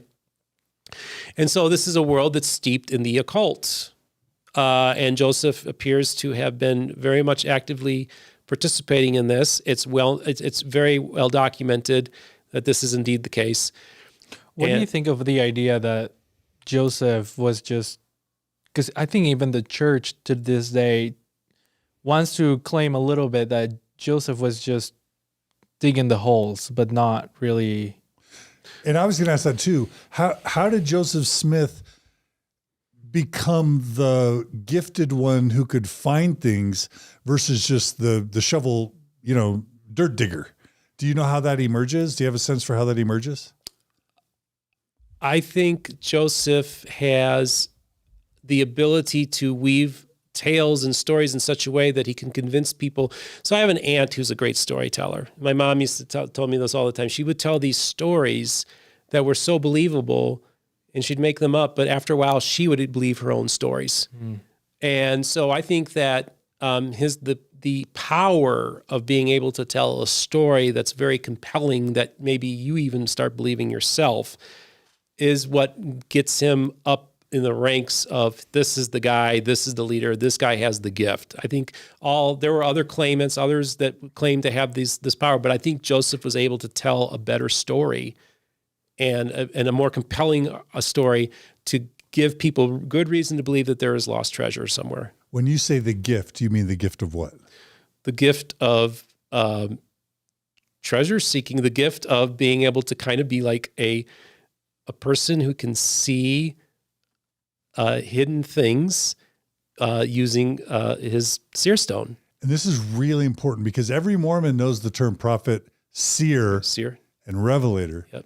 But this is Joseph's beginning, is he's viewed as a seer. A treasure seer. And the word seer comes out of folk magic lore. Am I wrong? Which is bigger than a prophet, right? Yeah. Because in the Book of Mormon, it says a seer is greater than a prophet. Yeah. But what did the term seer, was that? That would have been a term that was, there is seer in the Bible, right? But it would have been something that maybe the occult people would have glommed onto and made like the principle, like a real important term within their worldviews. Because all these treasure seekers, they are stooped in the biblical world, so they're going to use biblical language as well. But yeah, seer becomes like the most important character in this whole enterprise. And so is Joseph starting to go on treasure digs with family and neighbors? I mean, if I were going to go on a treasure dig, I'd much rather be the dude viewed as having magical powers who can find the stuff than the dude who just has to schlep the shovel and dig a whole lot. Right. I mean, it's a cooler gig in the treasure digging world.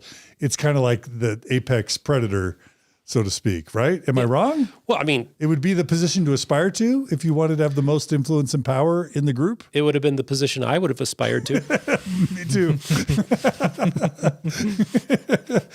And so, so in your view, Joseph, do you think he started thinking he really had that gift, or do you think he's just like, I'd rather do that than dig? Do you have a thought about that?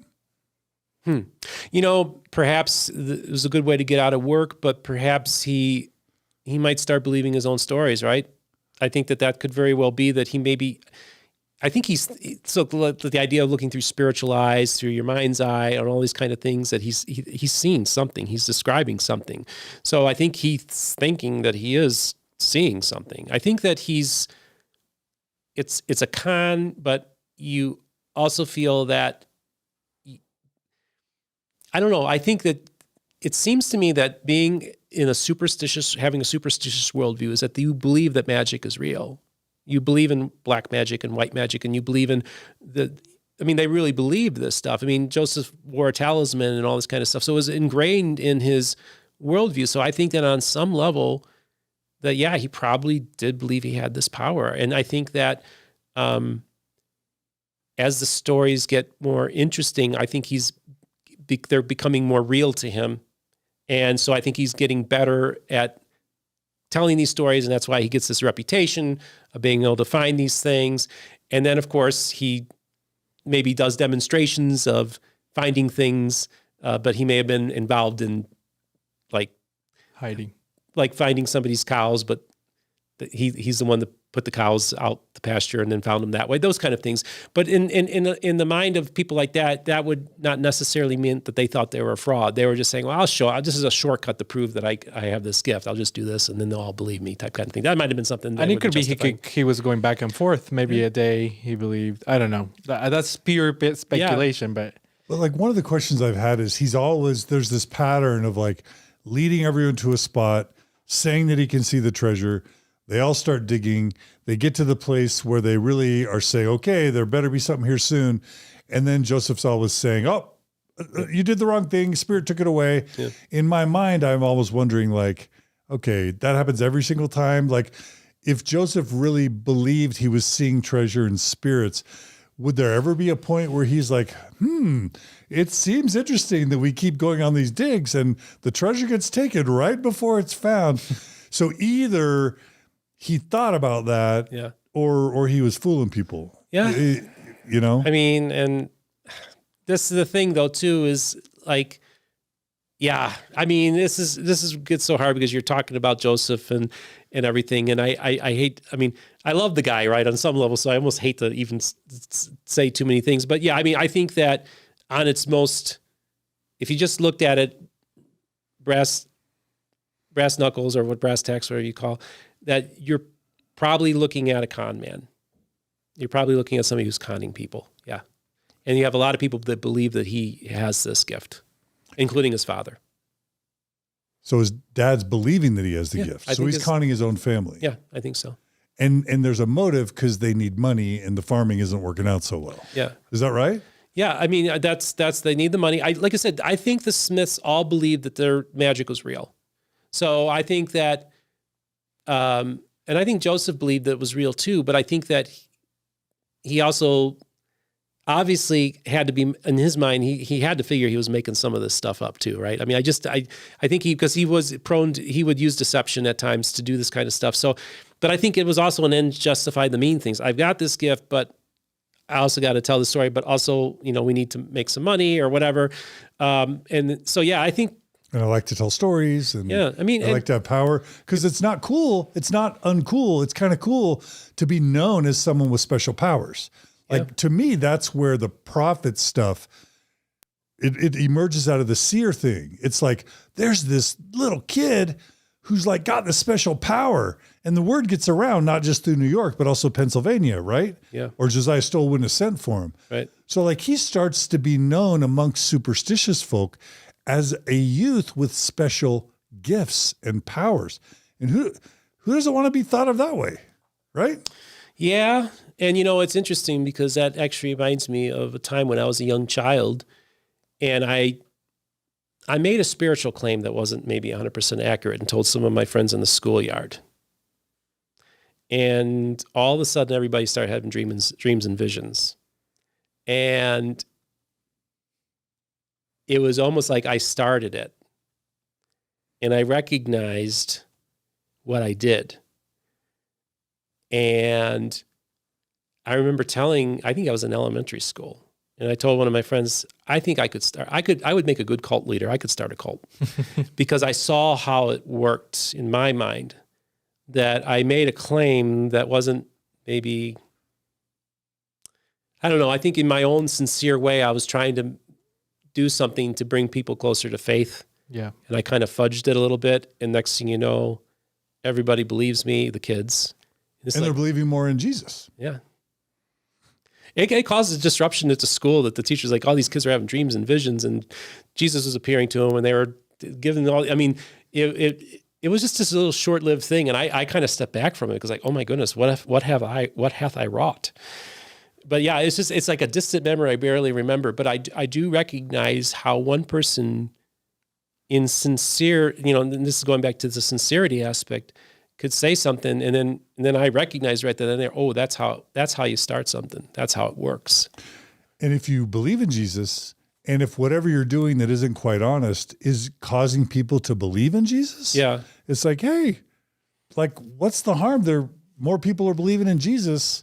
Ends justify the means because it's bringing people to Christ, right? Well, I could have gone that direction. I backed off. I'm not saying but you yeah, did, people can. but do you that can see how that could all day. Well, and that's Joseph's definition of good. It's on the Book of Mormon. He says that whatever brings you close to Christ is good, because the devil can do the devil can't do anything that will bring you closer to Christ. Yeah. And I live in a Christian community in Florida that almost every televangelist has been through. Benny Hinn got his start there. Benny Hinn was just there a few weeks ago. And I will tell you that I know Benny believes, but I also know that he uses deception. I don't even know who that is. He's one of the most famous televangelists in the last 20, 30 years. He's kind of fallen off a bit. But he was huge for a while there, okay. And yeah. But it's like I know what a pious prophet fraud can look like in a modern context. Okay, so Joseph Smith's treasure digging. Yep. Your view is he was probably consciously defrauding people at some level, but also believing in Jesus. Yep. How does the Book of Mormon then start? The idea for the Book of Mormon emerge, and then how does that parallel his treasure digging? I have a question. Wasn't there a prophecy or something one of his parents had that Joseph was going to be a prophet? Yeah. Wasn't that his grandmother?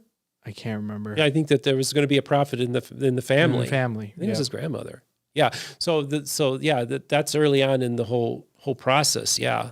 That this idea is there. There's no doubt. And Alvin's not going to, it's not going to be Alvin because he died. Yeah. Right. Yeah. So one of them's got to step up. Yeah. Okay. Yeah. It's very a prophecy needs to be fulfilled. Mm-hmm. Okay. Yep. And so somebody, and there's almost a familial expectation at this point, right? So, and this is the thing. Like as a young child, a lot of people thought that I had some prophetic calling as well. So I know what it's like to have that, to feel that sense of responsibility. Mm-hmm. Yeah. So how does the idea, in your view, how does the idea of the Book of Mormon emerge in Joseph's mind? So I think that,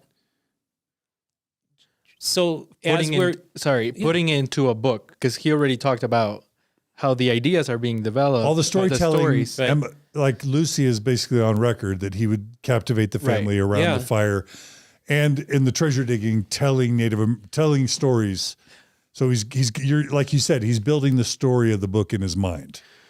But how to put it, when to put it into a book, right? When does it emerge, the conversation about it becoming a book? Yeah, that's really good. I think that he conflates two things. So I think Joseph Smith is a Christian, and I think Joseph Smith is also a treasure digger. I think what we see, and I was talking to John Hamer about this, is that what makes the Book of Mormon so unique is that there have been other claims to have found ancient civilization records and other things at writings from Native Americans.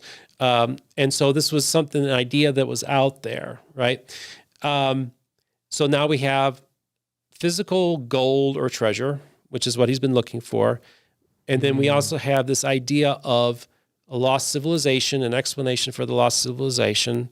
And I think that the genius is that you have these two worlds put together, Also, I just want to add to it, if it's okay. You've got this idea of, Captain Cook or whatever, killing one of the pirates, burying them with the treasure, right? So that a spirit's guarding the treasure. There's a spirit guarding the treasure, right? Yeah.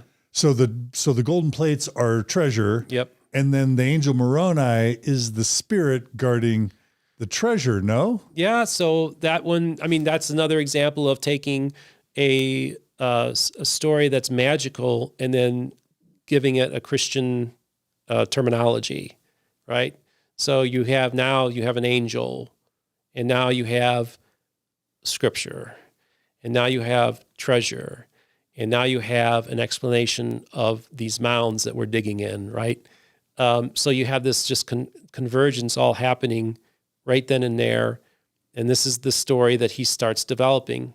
And I think that, again, he has an idea of this story, and I think that this is going to provide all the answers to a lot of things. And I don't know how in 1823 how sophisticated he thinks this is going to get, and if he's really just telling a story that then maybe it's a story that really takes, and people are really, it's like Alvin's enthralled by this story, right?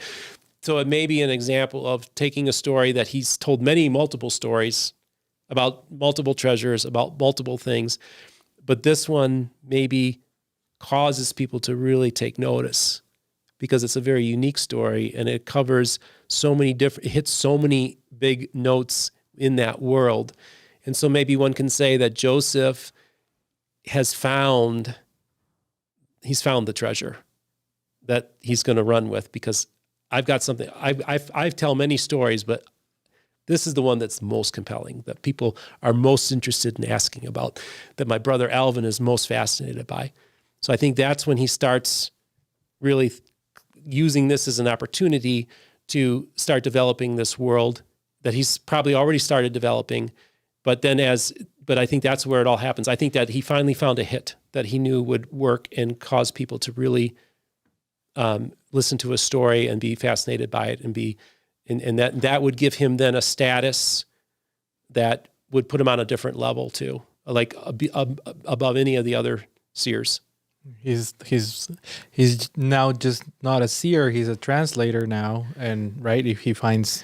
Yeah. So is he thinking of himself being a translator at the time when he finds it? I don't know, but he's. I think he's at this point. The story is still early on, and the role he's going to play is probably still in its evolution. Right. But I think what happens is he, like I said, there's many stories he told that we don't know about, but we know he told a lot of stories. But this is probably the one that really was the one that grabbed people's attention, and this is the start of it. And tell me if I'm wrong, but by 1823, one story he never told was the story of the first vision. Right. Because there's no evidence that he ever told anyone that he saw Jesus or God in Jesus by 1823. Oh yeah, this is right. This is beyond dispute. Nobody knew about the first vision in the early 1830s. If you, like John Hamer said, if you had said the first vision, they would have thought, oh, you mean Angel Moroni. Which is 1823. So in 1823 is the first time he ever tells anybody that he actually has some angelic visitation. So at some point, I guess he basically either manufactures or has what he believes to be a visit by an angel.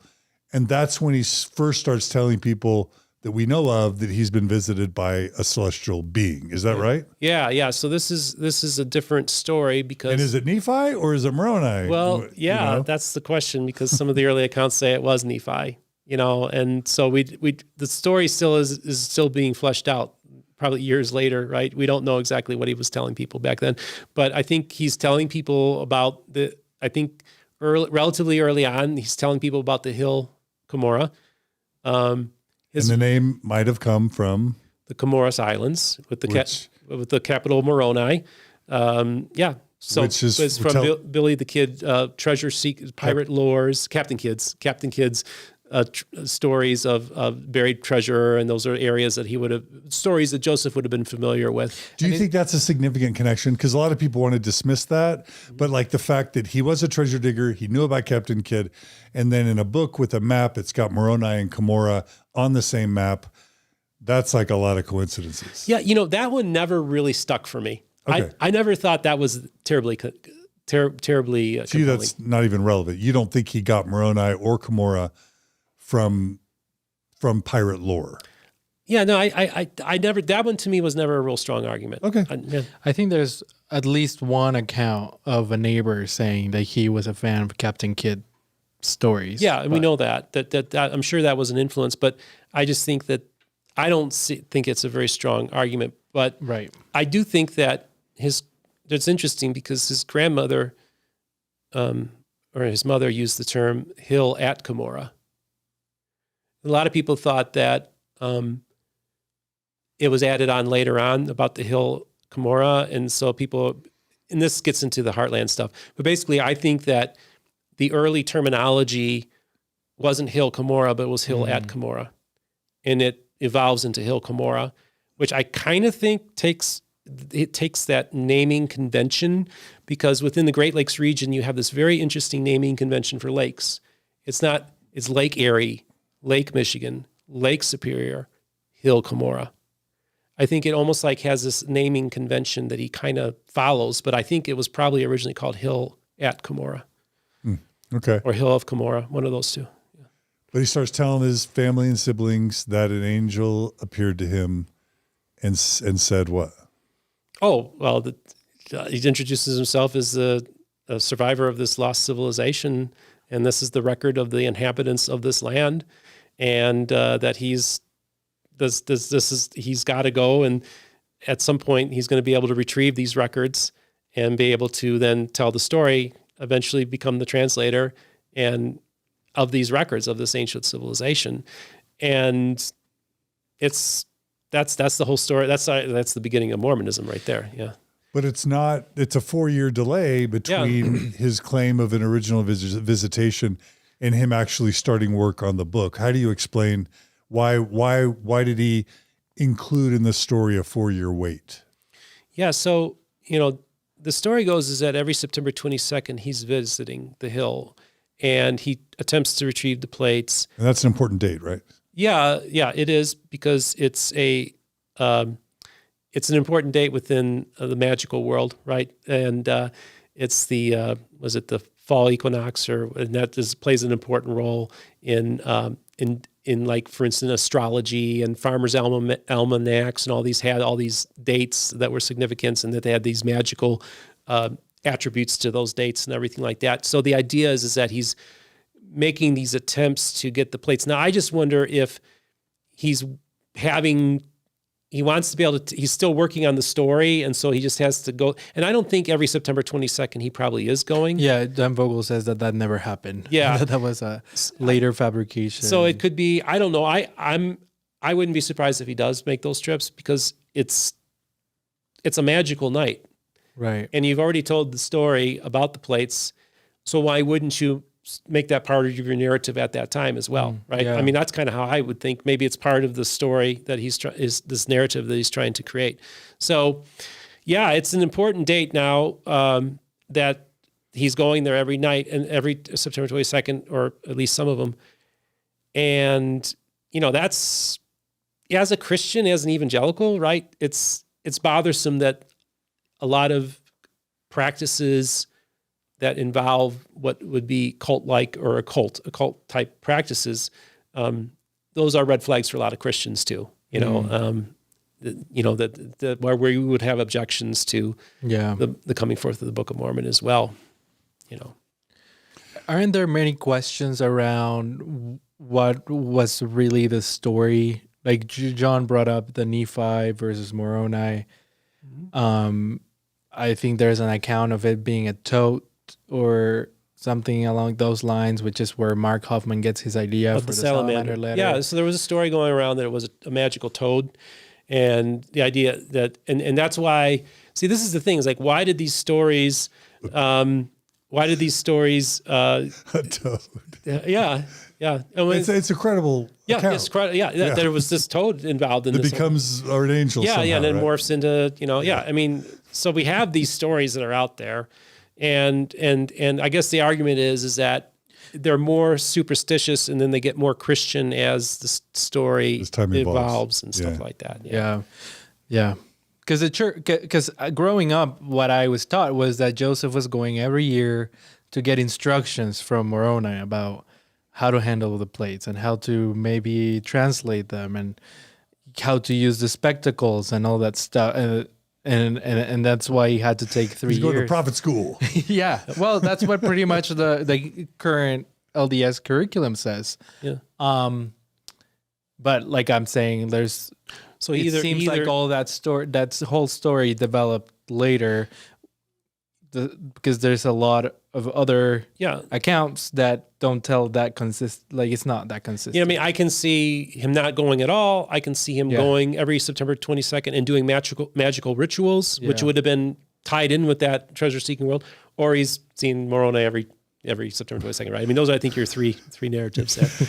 And why didn't he just start writing the book in 1823? Do you have a thought on that? You know, I think that, I think he's still probably developing the story. I think maybe he recognizes that it's becoming something, and I better get it right. And so I need time to develop the story. Because if the book is as miraculous as everybody says, he's going to have to spend a lot of time developing it. I mean, that makes sense. Yeah. Right? Yeah, I think he's got the outline. I think he's got a general idea, and he's got all the influences. He needs time to flesh out the story. Plus, he's got other things going on too. But I think it buys him time, from that time to the other. I think throughout this whole time, people are asking him about the plates. They want to know about them. So he knows he's probably got something here, and he's got to really make sure he tells a good story. Isn't there a story? I remember being told a story of he would go there and try to get them, and then he would be like shocked or there's a story. He would be, somehow the angel was like, no, you're not worthy enough yet. You're not good enough yet to be able to touch them. And so then he would have to bury him back up, put the rock back on, and then he would say, come back a year from now. That's what I was told.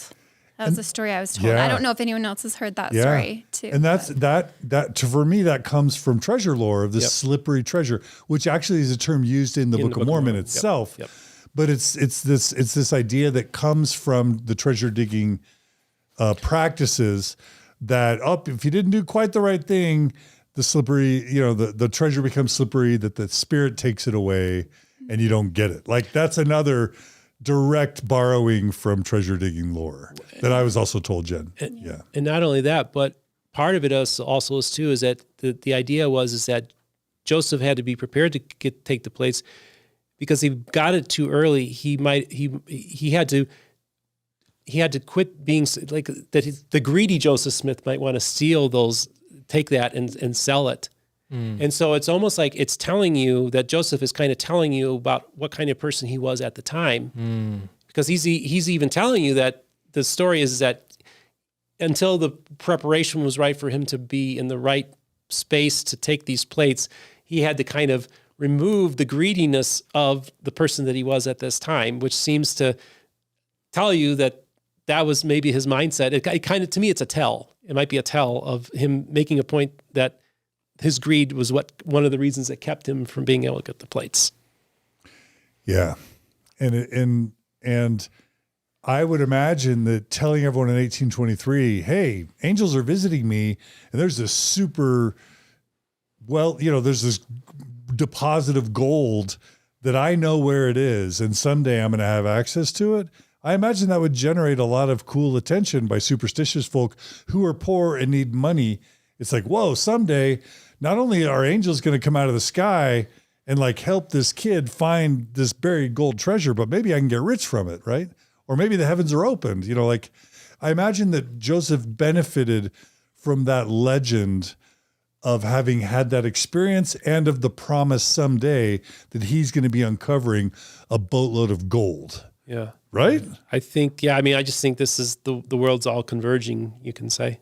Jen, were you going to say something? Yeah, I was just wondering if this was the same time where he was actively doing treasure digging for other people. Yes. Like this story that he's telling everyone, would that be like kind of like a validation that he can do this, like a story that he's telling everyone else? I don't know if it was going on at the same time. Yeah, it was, for sure. Yeah. It was, it's all tied in with the treasure digging years, and it's all paralleling each other. I think that this is the thing: you have all these competitors that are making claims to have these powers. Lumen, Lumen Waters, and then you had Sally Chase, and you had there would have been many people. I mean, the reason why we know there were many people doing this is because they had laws on the books in New York that kept you from doing it. You don't write laws unless you have a problem, right? So you have a lot of people there's this pecking order of status that's going on. Well, you could say that he made the like ultimate claim that puts him at the top of the heap, right? There's this story that Don Vogel tells that I really like of when Joseph takes a seer, and I can't remember if it was Lumen Walters or someone else. He takes him to the hill, and he says, he takes his seer stone and says, here's where the treasure is. Can you see it? Do you remember that story? Yes. So it's really interesting because I don't remember it's another guy. He's a peer of Joseph's. Yeah. And they're still standing at Hill Cumorah. And this is the introduction of the spectacles into the story. Right. Okay. Right. So what you have here is and this actually you could say this is how outdoing each other, right? Mark talked about this in my interview with Mark. Yeah. The glass looker. So Elwood. Yes. And Mark's a great guy. Yeah. I love him. That they're standing there next to each other and they're telling each other what they're seeing, and then they're describing it. I see a stone box. Do you see it? Do you see it? Yeah. Yes, I do. You see gold plates. Yes. And so this is the story that Joseph was already introduced, right? And then his companion says, do you see spectacles? Do you see? And then Joseph says, because if Joseph says no, then he doesn't have that much power. Right. He has less power I think, to see the spectacles. I think the story goes that Joseph's peer says, do you see the spectacles? And Joseph says, no. And he says, well, look again. Okay. And Joseph is like, oh, now I see them. Yeah. And so it was kind of like a power play on who's the bigger seer. Well, Joseph had to look twice, but I need you. But I'm still gonna vouch for your plates, but you have to recognize I saw something that you couldn't see. Yeah. So now they both have skin in the game, right? Yeah. Now this guy has now attached himself to the plates as well, because now the spectacles make it into the story. Yeah. So Joseph now has to have spectacles later on because now they're spectacles. Yep. Yeah. Okay. So and just so we could tie this in a little bit too. The story of the narrative goes is they were oversized spectacles. Yeah. And this is another influence of this 19th century period. The giants. Because a lot of people believe that giants constructed the mounds. It was a race of giants, as in the Bible, and that these was the oversized spectacles because they were built by a giant. And in Don Bradley's book, The Lost 116 Pages, he talks about stories that implies that the Nephites, when they landed, when Lehi's party landed, that they encountered ruins that appeared to have been built by giants. Mm-hmm. So we do have another early source of the story. Now, the oversized spectacle part maybe is not part of the story yet, but that's just another story going around that there were giants that built these mounds. Right. That kind of makes it into the idea of oversized spectacles, but also apparently in the Lost 116 Pages, giants do make their appearance in some sense in the Book of Mormon, in the Lost Book of Lehi. And that's why Rod Meldrum mentioned giants in my you asked him about giants, yeah. There, so just about talking about the spectacles, just really quick, it seems like there was a back and forth between, yes, they're giant spectacles, and the church today will teach that the spectacles were big and too large, and maybe that's why Joseph had to use his seer stone later, because they just didn't fit him. Mm-hmm. But in reality, when he retrieves the plates, the story that his family tells is that he has just some like stones inside a cloth that just Lucy touches. It's nothing huge, right? Am I right? Right. So it's interesting though too, because in the narrative, Joseph seemed to be more intrigued by the spectacles than the plates themselves. So apparently we have something that was fashioned like the size of spectacles that she was able to feel. And she comments that he was more interested in those. So that's what always fascinates me, those spectacles, and his fascination with them over the plates. I don't think she describes them as oversized, but the narrative is that they were oversized. Right. And yeah, it's just that's a fascinating vestige that I'm still exploring, because I think that there's an apologetic argument that I could make, because I do make apologetic arguments in favor of the Book of Mormon as well. Yeah. And I actually made one to Richard Bushman that he had never heard before, that I include with the seer stone and the spectacles.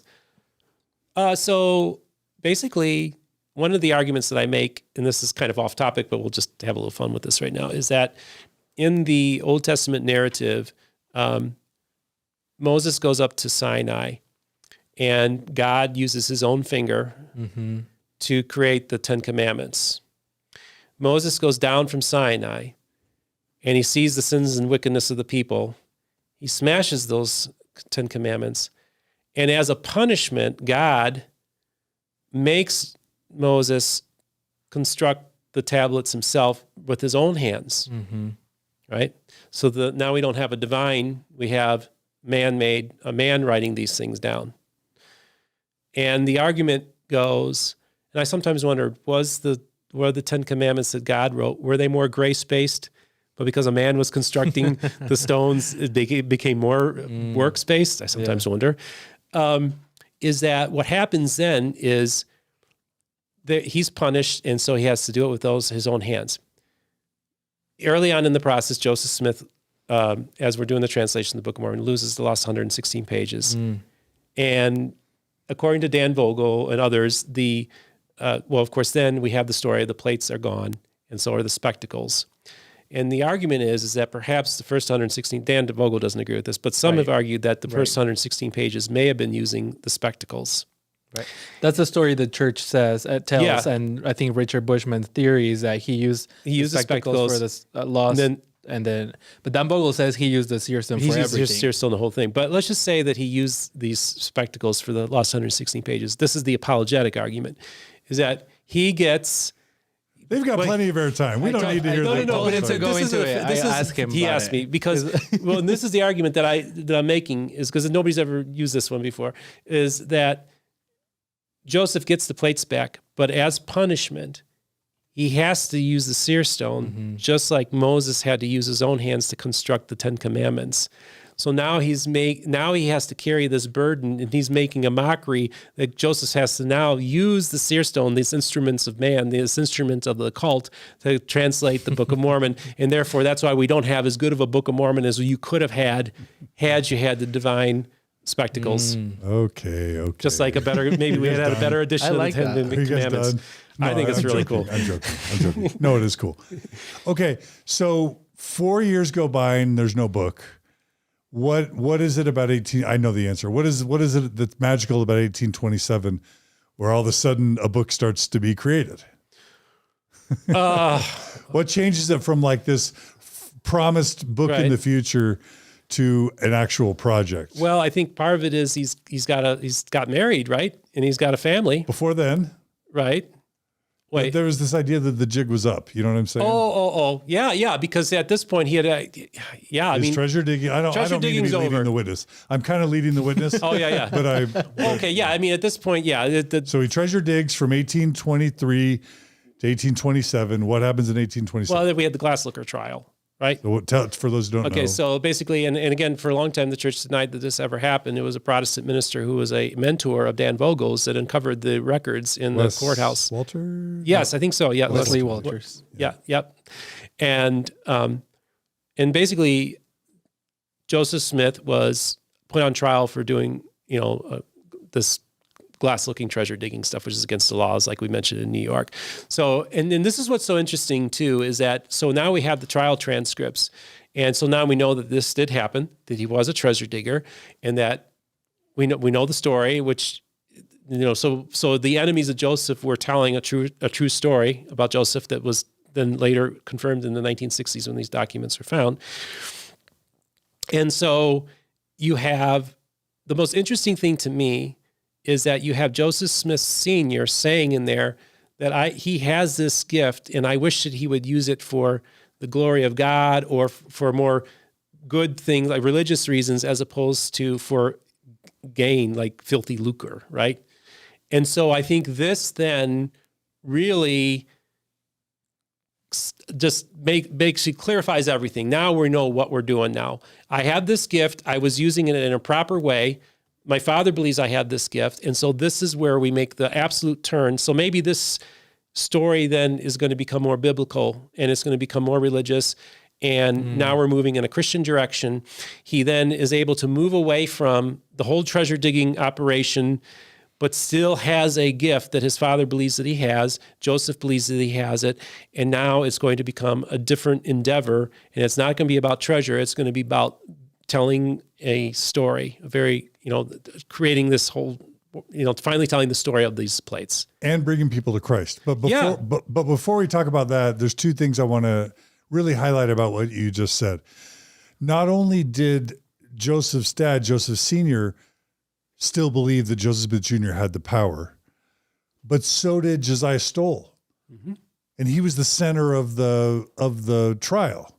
Mm-hmm. And so for me, one thing that comes out of the treasure digging experience, and you can look at it kind of from a quasi-faithful point of view or a charlatan fraud point of view. From a quasi-faithful point of view, you have a lot of people that are left believing that Joseph Smith had special powers, even though he never found any treasure, correct? Yes. Josiah made it very clear that he should be found now guilty because he really does have these real powers. So that shows the ability to make people think you have special powers, even if you don't. And that's real, right? Yeah, I mean, that's very true. I mean, this is, like I said, this happens all the time, really. I mean, this certain type of individuals can do this kind of, a certain type of charismatic individual can, and there's plenty of people out there that would fall for these kind of things, certainly. Yeah. And that's got to feel great. I mean, who doesn't want to walk around having your peers believe that you have special powers?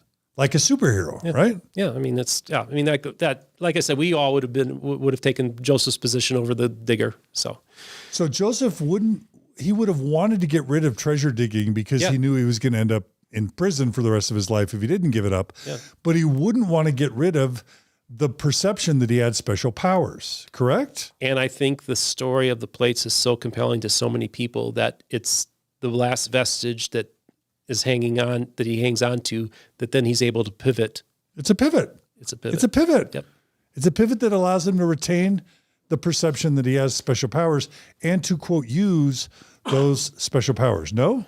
Yeah, I mean, that's definitely appears that would be the case, John. Yeah. Okay. I think so. And then the other thing is we have Isaac Hales through another source. Mm-hmm. We have someone who testifies in an affidavit that they saw Joseph Smith and Isaac Hale together, where Joseph is effectively sobbing, saying, to Emma's dad, yep. I know I stole your daughter away from you. I know we eloped. I know you think I'm a charlatan. I know you went on those treasure digs with me. You saw that I never got any treasure. And then what Joseph is reportedly telling Emma's dad, Isaac Hale, according to this source, who claims to be a firsthand witness, right? Yeah. I never saw anything to begin with in those. Yeah. In my stone. Am I right? Yeah, that's what the affidavit says. Yeah, I mean, this is an early thing. And yeah, I mean, so this is, you're building a pretty strong case here that, he was probably a con man and he never had these powers.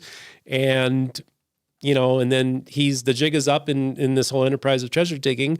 So he's got to find a way he's got newly married and he's got this story that really seems to resonate and he's got believers. And so, like we said, that's the pivot. And he's had 4 years or 10 years to develop it, depending on. Yeah. Right. And people want, of course, we made this joke in our Sandra Tanner interview that like whenever there's a quote that's inconvenient, the church wants to discredit the source or say, oh, it happened too long ago or too long after, or it was an anti-Mormon. So the church really wants to always love sources that reaffirm its narrative. Like all of us, confirmation bias, it wants to love the sources that reaffirm the narrative and discredit and dismiss any source. So people want to say, well, whatever that testimony was, first of all, Isaac Hale was incredible because he hated Joseph Smith. And the other source of the person that heard Joseph and Isaac talking, maybe that was part of Mormonism Unveiled or the Hurlbut affidavits. What do you make of as an external dispassionate observer of the records, what do you make of that story that somebody heard Joseph sobbing to Isaac saying, I never saw anything in the seer stone? Well, I think that the idea that the enemies of Joseph were making up stories about him, that they could not be found they're not credible.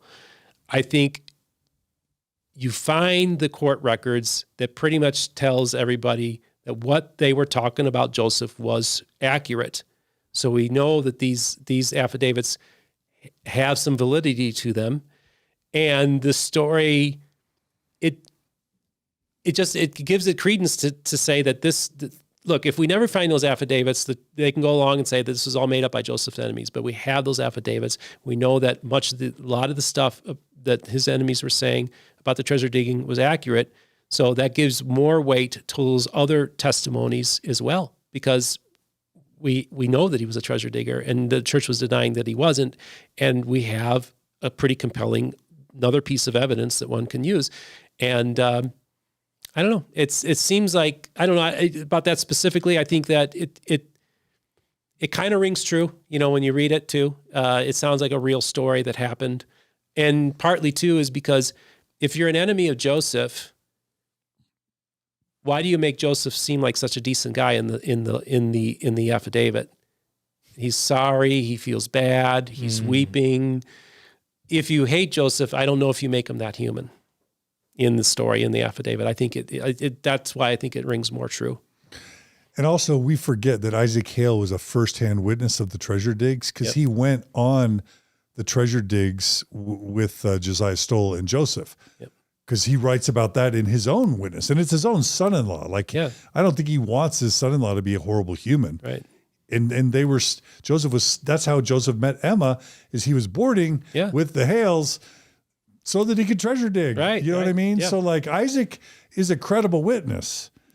And then when you think about why would Joseph be sobbing and apologizing? Well, it's because Joseph would have absconded with Isaac's daughter, eloped, ran away, but then that clearly they weren't enjoying their stay in New York. Mm-hmm. They probably needed money. They probably needed a home. Yeah. So they had to turn tail, come back and come on, Isaac, we're married now.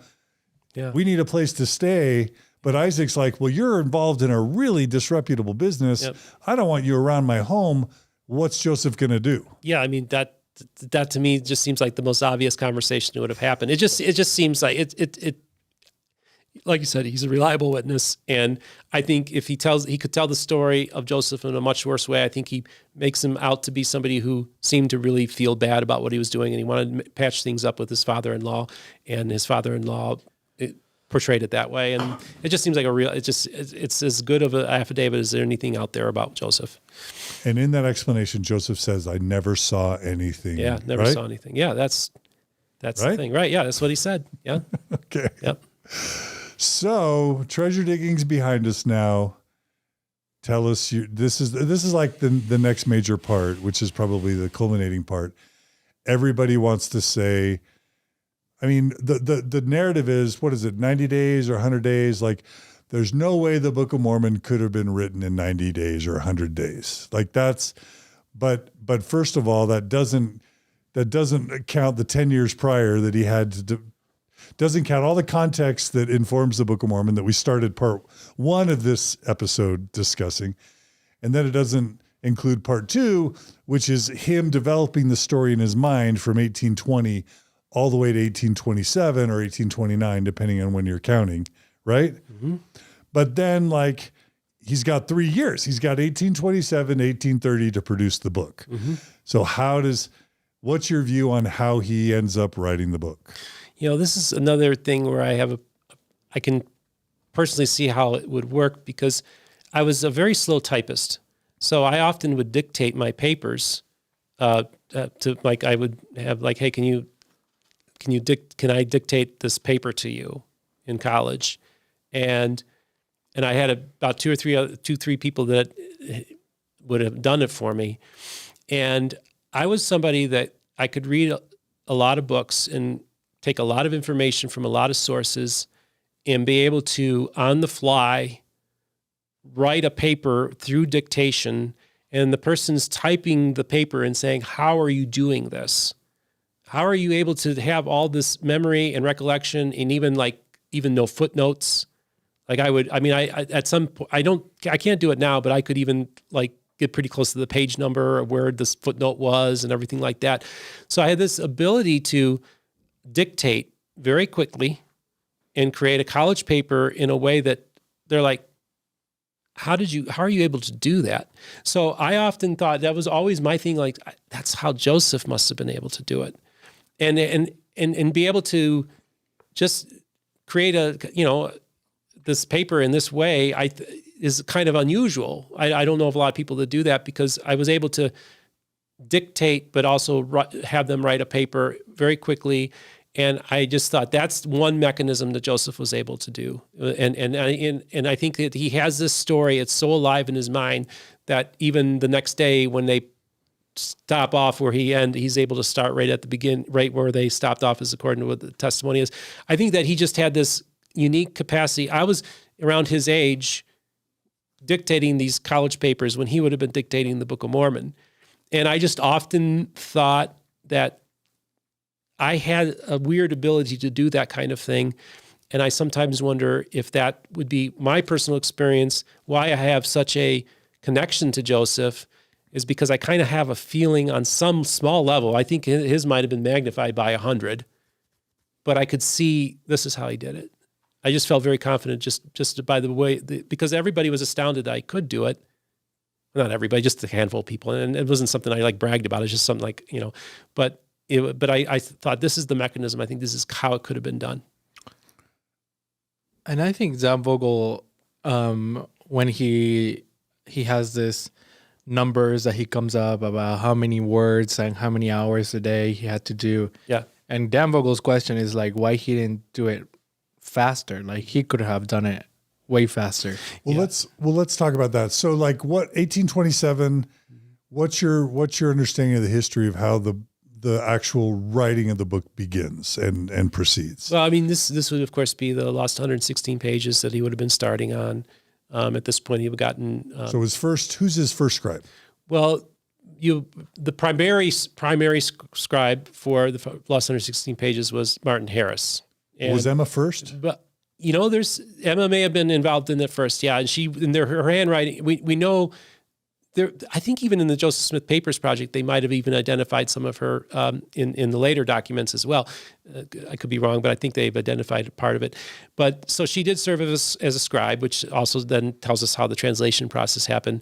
And then Martin Harris gets involved, and I think Martin is involved partly because he's funding it as well. But yeah, so and I was thinking about the Dan Vogel thing about the time scales aren't as impressive as people think, that he did this in that short of a period of time.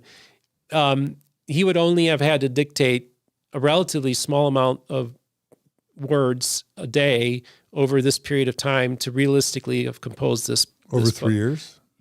Well, I think that over the 90 days. Like, yeah. Well, let's start with the 116 pages. Yeah. So he gets Martin Harris involved. Martin Harris, is helping fund it at some level?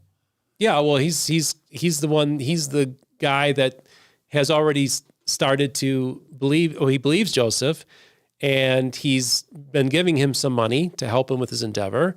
And so Joseph includes him in on the translation process. And so Martin gets to be part of this process of translating the Book of Mormon. And that's how he gets involved in the whole thing. And what's your understanding of the mechanics of his translation with Martin? Yeah. So, this is where we have the whole idea. Was he using a stone in the hat? Was he using the interpreters? That kind of stuff like that. Now, from what Dan Vogel will tell us, is that from the very beginning, he was using the stone in the hat. And part of the reason why we know this is that Martin Harris described the stone and also described how Joseph was able to find things like a needle in literally like a needle in a haystack type kind of situation. So Martin Harris actually testifies to the veracity of the seer stone. And so he believed it was the right instrument. But also we also have Martin Harris attesting to the fact that he had secretly taken the seer stone out of the hat and replaced it with another seer stone. And Joseph, of course, buries his hat his head in the hat and says, "It's as dark as Egypt here. What's going on?"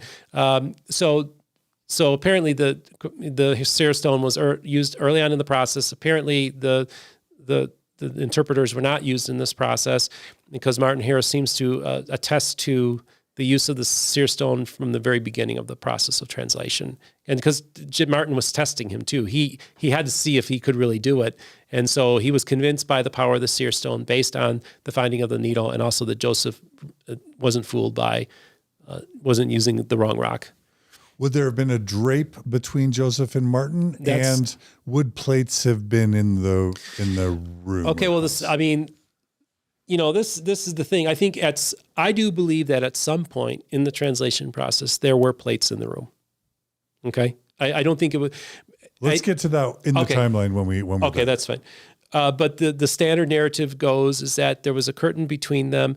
Joseph was reading out of the hat, and Martin was copying down what he was writing. Yeah. So, and indications are that at this time, in many cases, there was nothing in the room but Joseph using a hat and reading off the stone. Even with Martin.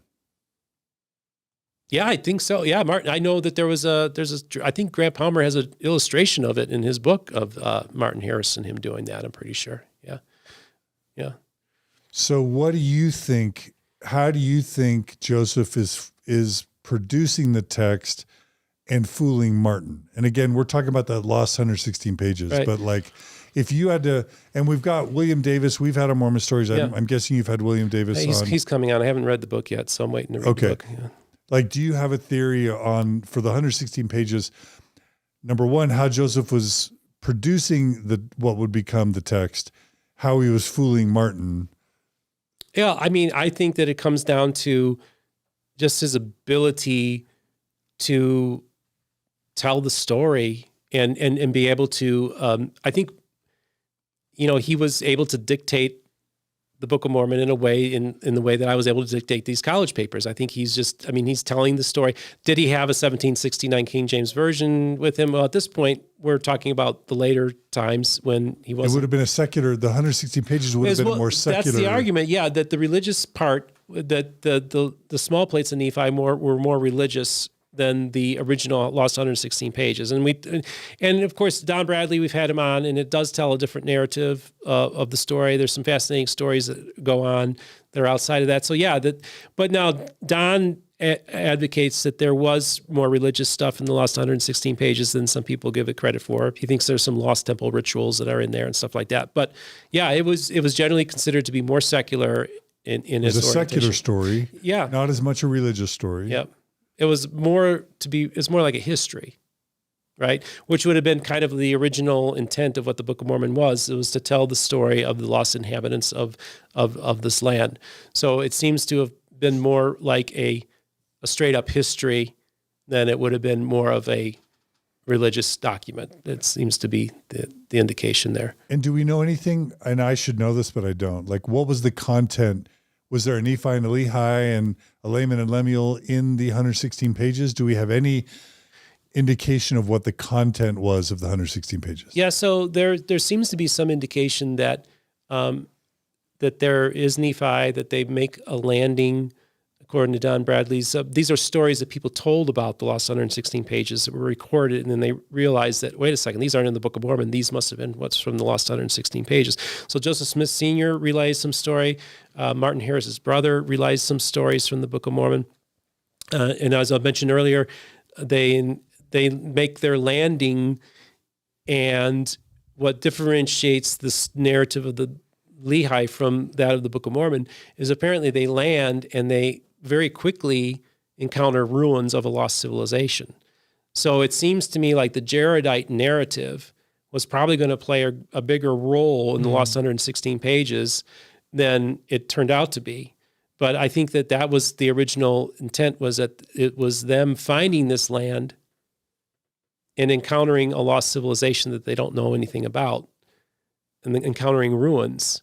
And it kind of sounds similar to when we came here and encountered the mounds of this story of who are these people, this civilization.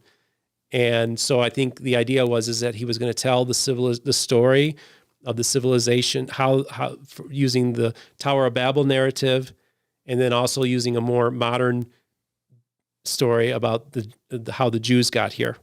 That makes so much sense, because if you've got a biblical worldview, you've got to deal with the Tower of Babel scattering, which is the origin of all languages. Yep. So you would need in the Book of Mormon some explanation for the Tower of Babel, and then you would need some explanation for the 10 tribes and where they went. Yeah. And so why are there two peoples fundamentally in the Book of Mormon? It's to explain Tower of Babel and then the lost 10 tribes. Yeah. Right? Well, it's actually, like they say, Joseph Smith may have bit off more than he could chew if he included all 10 lost tribes. So he doesn't, he has another tribe. Remnants. A remnant, if you will.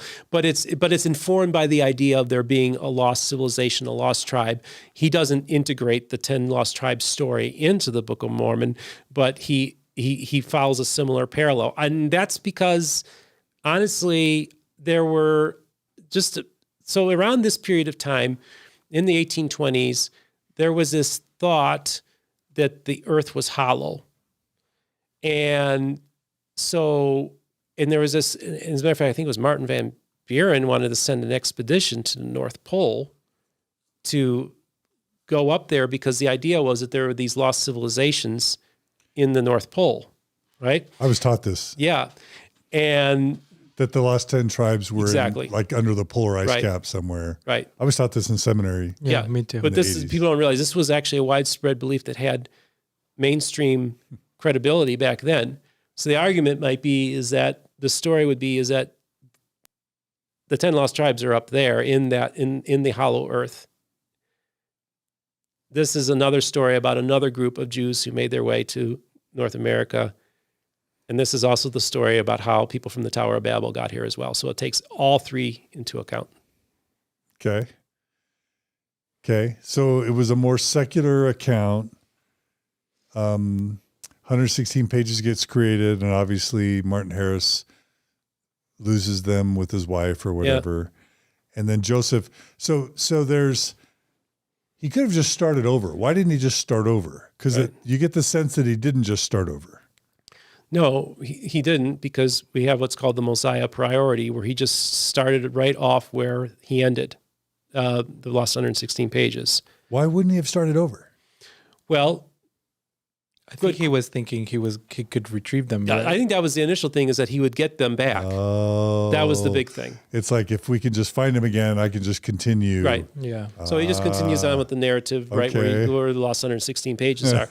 And and I think that's so then we go from Mosiah all the way to the end of the Book of Mormon, and then goes back and fills in things differently. And we can even see the evolution of the text taking place from Mosiah on. And then if we know that was written first, right, then the other stuff in the Book of Mormon then becomes more religious, because the Book of Mormon at this point is heading in that direction. And so it's a different story. It's the same timeline, but it's become, I think the story as it's unfolding is becoming more and more about not only the explanation for the lost tribes and all that, but also answers another major question of the day is, how is it that the Lord would come and people wouldn't have the opportunity to hear the gospel message in lands that we weren't aware of? Yeah. So now I think as the story is evolving, Jesus coming to the Americas is something that it probably evolves into that. And then maybe he didn't have that in mind when he started the book. Right. Nor did he have in mind Messiah, right? Because Messiah, I don't think Messiah mentions Jesus coming. No, I think he talks about, his is about an old time, he's given a 19th century sermon about repentance, and John Hamer brought this up to me, not getting baptized. Right. So the baptism narrative comes in later in the Book of Mormon, right? So King Benjamin is not talking about being born again, repentance and baptism and all this kind of stuff. He's not doing the baptism part. So we can kind of see an evolution of the story, that not only do we have Jesus coming to the new world, but now as the story starts evolving, we now are starting to see the formation of a church, the idea of a church being founded. And so at the very end of the Book of Mormon, we have basically a rules of how do you start up a church and what are the signs of a true church. So you think as he's coming to the end of the book, before he goes back and writes the beginning, maybe in his own mind, he's starting to think, I wonder if this could potentially spin off into a church. Do you think that's possible? Yeah, I mean, John Hamer makes a very compelling case, and I tend to think that it all seems to fall in line with that, where that this evolution is happening. I don't know if he's writing the first 116 pages that he's thinking. I don't think he's thinking of starting a church, and I don't think he's thinking about Jesus coming to the New World. Right. I think that the story is leading up to that, and then I think as the story gets more and more complex, and he's writing, I think that's what happens. I think the story evolves into Jesus coming to the New World, and that we're going to start a church. Learning that Messiah was written first really blew my mind, because it made a lot of sense of why Mosiah doesn't really talk much about Jesus coming to America. But then when you go back to Nephi, Lehi is talking about Jesus going to come in 600 years after we left Jerusalem. And like all of a sudden, Lehi knows more about Jesus coming to America than people after him. Mm-hmm. Then the Jews themselves, like David and Solomon, like Lehi knows more about Jesus than the actual Jews. Yeah. 600 years before Jesus came. And if the lost 160, including his name and the ordinances and his mom's name and where he was born and how could the lost 116 pages be a secular history if the whole entire reason for them fleeing from Jerusalem was because of the not only the impending destruction, but also Lehi is making very clear about Christ and his message and everything like that. I don't think you can write a secular history in the lost 116 pages if Lehi's doing all that stuff at the very beginning. Their whole motivation for coming there was all religious. Right. So in other words, by the end of the book, it's getting super religious. So when you have to rewrite the 116 pages, it starts, maybe it's most religious, because that's the religiosity is just increasing, right? Yeah, I think and maybe all of this, the reason why the idea that we have a more secular account is that if the lost 116 pages are recovered, it would give an explanation as to why the small plates of Nephi tell a different story than the lost 116 pages do too. So it kind of gives you cover with that as well. I mean, it is so, this is kind of the South Park, Martin Harris, dumb, dumb, dumb, Lucy Harris, smart kind of thing, because like, what a cover. Like, I can't recreate the 116 pages because then people with nefarious intent are going to, but God foresaw this. And so now I need to write a completely different 116 pages. Like, I mean, could there be a more transparent, like, admission, so to speak, that he wasn't translating? Because if he was translating, he could have just retranslated. If he was translating by the gift of power of God, the gift of power of God could have allowed him to create an identical 116 pages. No? Right.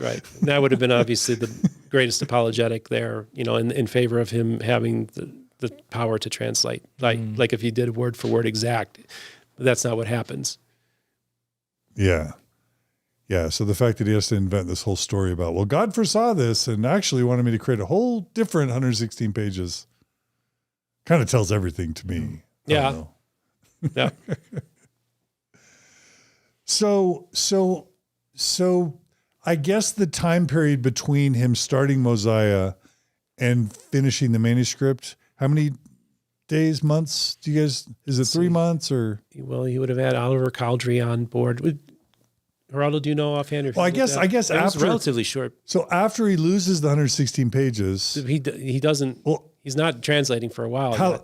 So what do we make of that? Is that also a pretty obvious thing? Well, yeah. Is he trying to think of the story where it's going to go? And he's got to rewrite. Yeah, he's got to rewrite the beginning. Well, at this point, he may not be thinking he has to rewrite it. He may still have hope that he doesn't know if he's going to get those pages back or not. Right. So I think he's probably. How much time off does he take? I mean, if he's translating by the gift and power of God, he could just continue. But then he says God took away his power. Right. Well, he was being punished. Yeah, he was being punished. He had the plates taken away. I think at this point, Joseph is probably contemplating, do I want to continue with this? Yeah. Right. That's the most, I mean, in just secular naturalistic argument, it just seems like, okay, this was really hard to do. and Martin probably wasn't that good of a scribe. Yeah. And it's like, what the heck am I going to do? Because this took a lot of work to do. So I think also, how am I going to make up for the 116 pages without being shown a fraud? Right. But then how's that going to change the things I still need to write? Right. If the story's already been written, and I need to write the remainder of the story, taking into account the changes that I now need to make to the beginning. Right. That's going to take some planning. By the time he's going to write First Nephi and all that, he already has so much practice dictating and coming up with stories that it was pretty easy. I think it would be pretty easy to come up with a story that, now it's not going to be the Book of Lehi. Now it's going to be Nephi retelling all the story that his father told. Especially if he's just grabbing Joseph Smith Sr.'s dream and throwing that in there along with his family biographical information and a huge chunk of Second Nephi. He's just going to, let's just add a bunch of Isaiah. You know what I mean? Like, well, and the thing is too, is that we have maybe within the narrative of the Book of Mormon, he's able to weave into the story about finding other lost records. So maybe the initial story is that we just have this one set of lost records, and this is going to tell the complete story, right? But then in the narrative of the Book of Ether, we find the Book of Ether. So now we have found other records that were unknown to us, didn't know they existed. They make their way into the narrative, and then we're able then to weave those plates into the story of the Book of Mormon. So now you have a way of, there's other records. In addition to just the records that he would have had, he has in the story now about coming across other records. So that then there's the small plates and the large plates and the sealed plates and the brass plates. Right. So now you need a lot of different sources. Right. And we have the plates that they brought from Jerusalem and everything like that. But the idea is that they're writing a narrative. Now we've got to add in that other plates from other sources are going to come into the picture. So perhaps you could say that the Book of Ether was an explanation of coming across other plates that then now we can integrate to the history. Now we got the small plates of Nephi that we can then put into the story to then explain why this box that held just these records had the complete story. You needed a bridger to kind of mash all that together. Right. And Richard Bushman believes there are two sets of plates. What the? Yeah. So he does. I mean, so he's convinced of that. So that's where you're at. That there were two separate sets of plates now into the narrative, outside of the box. That Joseph had two sets of plates he was dealing with. He had access to two sets of plates. And Bushman needs that to be true. Why? Because again, the story as it's told, everything has to be on those plates that he found.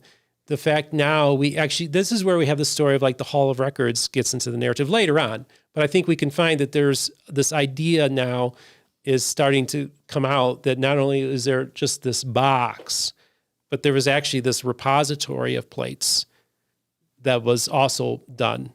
So I think that has to be there. That repository has to be in the story at some point to explain getting the other plates so that they then could add in the beginning part of the last 116 pages. So Joseph takes off how much time before he starts translating again with Oliver Cowdery? I'm so terrible with dates and times and stuff like that. I'm trying to remember how long. Do you know? I can't remember. He retrieves the plates in 27, and it doesn't get published until at least almost. Yeah, it's completed in 29. Yeah. And then it's at least like a winter and a spring. Yeah, it's a period of time. I'm sorry, I'm going blank on that time period, but it is a period of time again because he needs time to. He needs figure time. It out. Yeah, figure it out. Yeah. Grieve and mourn. Figure out the new story. And find a better scribe. Find a better scribe. Yeah. Okay, so the whole time Martin was involved, Martin's believing that he's translating plates, correct?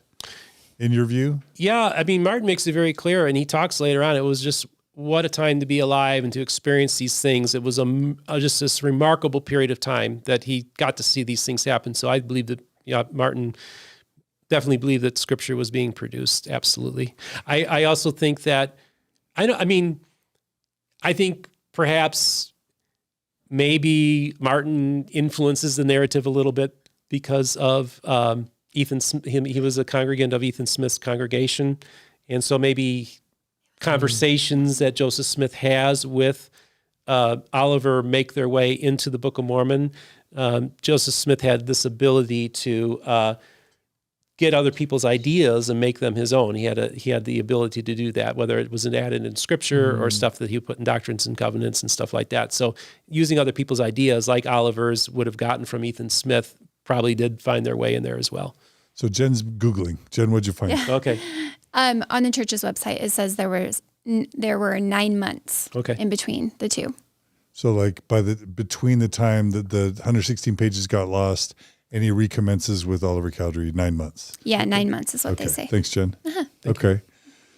Okay, so he takes that time off.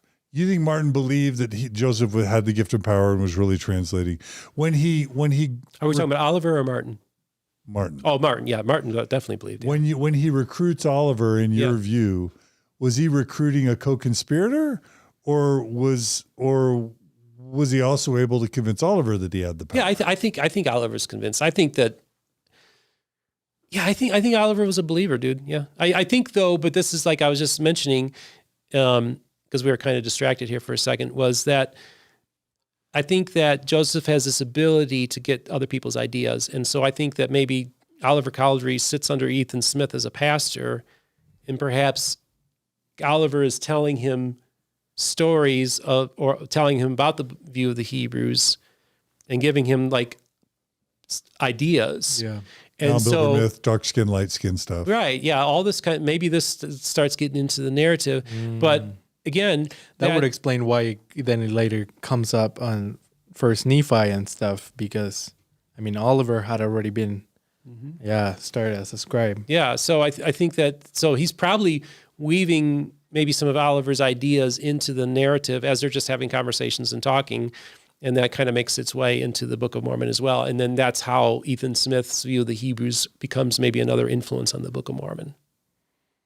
And Oliver's like, whoa, that stuff you're revealing, I believe that too. That's what I think. Right. It's like validating to Oliver that Joseph is basically feeding back to Oliver what Oliver told Joseph. Yeah. I think, I mean, that seems to be his modus operandi, is to restate things that other people said back to them, and as confirmation that this is a true document, right? Or this is a true prophecy. I think he had an ability to do that by using their own words and just repackaging it back to them. So the total time frame from Oliver beginning the translation to the full thing being, written, do we know how long that is? She's going to look it up. I'm so terrible with the dates. Those are I want to say it's like 100 days. Yeah, it was a very relatively short period of time.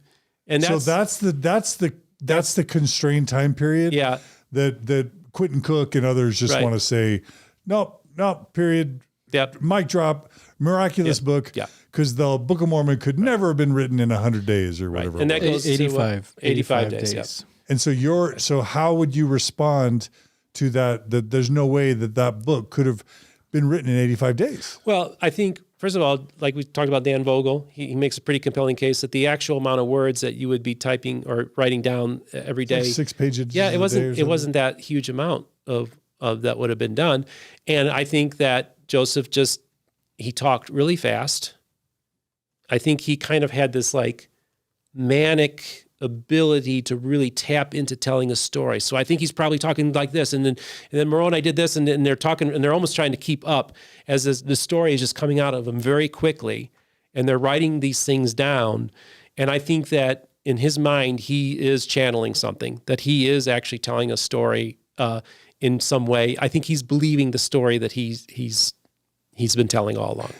I mean, the fact that he starts with Mosiah shows that he had already written the book, if not notes somewhere in his head. Yeah. Because why would he start with Mosiah? Why would he start over? Like, to me, either an outline or a manuscript or a mental conceptualization of the book had already been completed, or he would have just started over. Yeah, I honestly think it was all in his head. Yeah.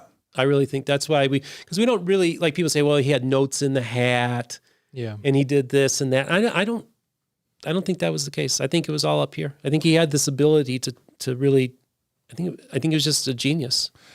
And do we have a sense for whether he was more productive in terms of pages per day with Oliver than he was with Martin? Yeah, I mean, Oliver was just so much better that's why he settled on Oliver, because Oliver was a School better teacher? educated man. He was trained, and he probably was able to keep up better with Joseph. It was probably frustrating for Joseph when he was dealing with Martin. There's a reason why he doesn't get Martin back into the picture, is because he found somebody. I was taught because Martin was punished because and he lost the pages. And he doesn't want him to lose those pages, because Martin did lose them the first time, so I wouldn't trust him near him either.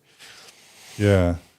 Okay, so with Oliver, within 90 days, he writes Mosiah to Moroni, and then he has to go back and do Nephi to Mosiah. The first, I think that he started off like at the second or third chapter of Mosiah, then goes back and then ends up finishing up from there. So yeah.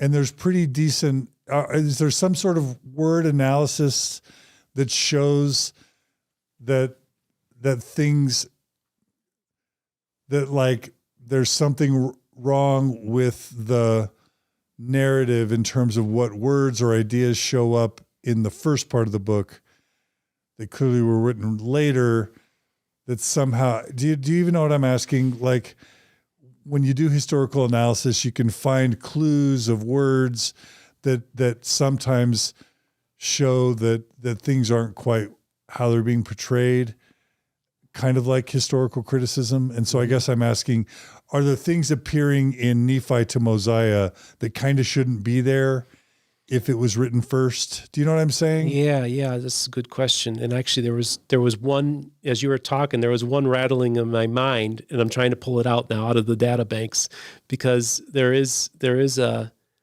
example of that something makes its way, shouldn't be there, right? At the beginning. And if I can think of it, I'll let you know, because right. I have encountered that seems to be. I wish I was more informed to be able to even ask an articulate question. I just wish I could remember as much as I've read. I wish too. I've forgotten a lot too. But there is definitely some stuff in there that seems to indicate that. Yeah, I agree. Okay. All right. So for you, the fact that it was written in 90 days or 80 days or whatever, for you there's a secular explanation for that. Yeah, I'm wearing my secular hat right now, and I would say that just the ability to do this was there. He seemed to, and it just proves that if we look at his later writings, he was articulate. He mostly did dictating. Some of the stuff. I guess what makes the Book of Mormon so interesting is that there really is some beautiful stuff in there and some pretty well-written things. Some of it's aping the Bible, some of it's original to the Book of Mormon. So let's give props there. I think that, though, if we look at other books that have been produced, like the Urantia book and other books that have been dictated, we know that just purely in a materialistic worldview, that the idea that somebody could have a ton of to be able to write a manuscript like this is perfectly within the realm of the natural, that it could be created that way. Isn't it called automatic writing? Yeah, automatic writing. Yeah. Yep. And he's not. Yeah, and sometimes it's. Some of the processes are different than others, but it does seem to indicate that he had some form of that was probably going on. Yeah. Yeah. And I think it's important to mention William Davis's kind of theory. I don't want to spoil the book for you. Yeah. But if you look at the introduction of each chapter, yep. it's like this happens and then this happens and this happens and then this happens. Heads. William Davis wants to argue that those are like called the bones. Yep. That outline. that pastors or people who gave sermons would kind of have a little outline structure that they would use to give multi-hour long sermons, that maybe he would have used that he would have acquired that practice when he was an exhorter. Yep. That he would have been able to have on a piece of paper, maybe even a piece of paper in the hat, that would have sort of outlined what we're going to be talking about for the next few hours. And he would have been able to see that. And then from those little bones, which actually appear in the headings, the chapter headings, he would have been able to use those as cues to kind of guide his story, his oration. I've read a little bit of his book, and I've talked to Christopher Thomas about it because Christopher's good friends with him. And that seems to be like, it really makes sense because, I'm an extemporaneous speaker. So like I won in the Christian High School Awards, best extemporaneous speaker in the state of Indiana. You did. Yeah. Of course you did. So I just need just a little bit, just give me a little bit to work with, and I can weave something for you. And this is very similar to what they were doing in the frontier. That's why John Hamer says, we got examples of sermons being given. And so and it's the same process. So most of the time, these pastors might just have a couple things written down, right? And these would be cues for them. But because they know the Bible so well, and they're steeped in this whole world, that they just need a couple bullet points to talk for 20 minutes on just one of or an hour on it, and just extemporaneously. Yeah, I'm. We're wearing you down. Yeah, I think lunch is we need lunch soon. But that definitely that's how I would approach it, because that's how I did it. I just need a couple bullet points. I go to somebody, like, just give me the subject. Okay, this is the subject. Give me 5 minutes. I'll have a 15-minute speech for you. No problem. Could do that all day. Yeah. Without any thought. And he would have had time between the sessions of translation to develop the next part of the story. Yeah. Right? Yeah, he wasn't doing it all day long every day. Right. Yeah. And I just think all he needed was a couple cues, and that's what he had to work on. And yeah, you can definitely see, I can see how it can be done. It's not implausible that's how it was done. I think that's actually one of the best new theories out there that kind of whittles down some, they say one of the strongest arguments against the Book of Mormon, there's like 5 or 7 different explanations how they came to be. And this perhaps whittles down some of those. And this will probably be the standard narrative against the faithful one that will probably stand the test of time, based on the little I've read on it and getting feedback from other people on it, that this will be Bill Davis's research, Visions in the Seer Stone, is going to be the counter narrative to the faithful one. Yeah. So it's kind of like 10 years to develop the stories. Yep. Right? Mm-hmm. All the context that goes into it. King James Bible sitting there.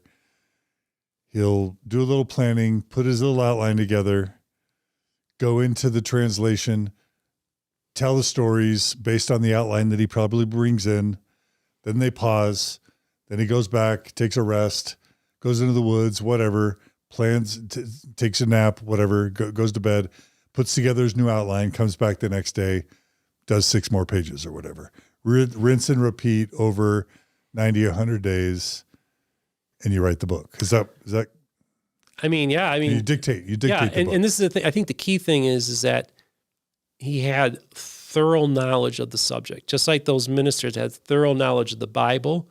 And they were able to, and because they were in conversation with the text, Joseph Smith was in conversation with the story in his head. So all he had to do was just, because he knew the Bible, because he knew the world that he created so well, all he had to do was he's able to tap into it at any time. He just needed a couple of reminder points, and boom, boom, boom, boom, boom, boom. I think it's a very, very likely explanation as to what happened there. And then the final really important piece that I think Mormons forget is that the manuscript that he and Oliver produced is not in any way, almost not recognizable with compared to the version of the version of the state of the Book of Mormon that we read today. There's no chapters, There's no verses. The grammar's horrendous. The spelling's horrendous.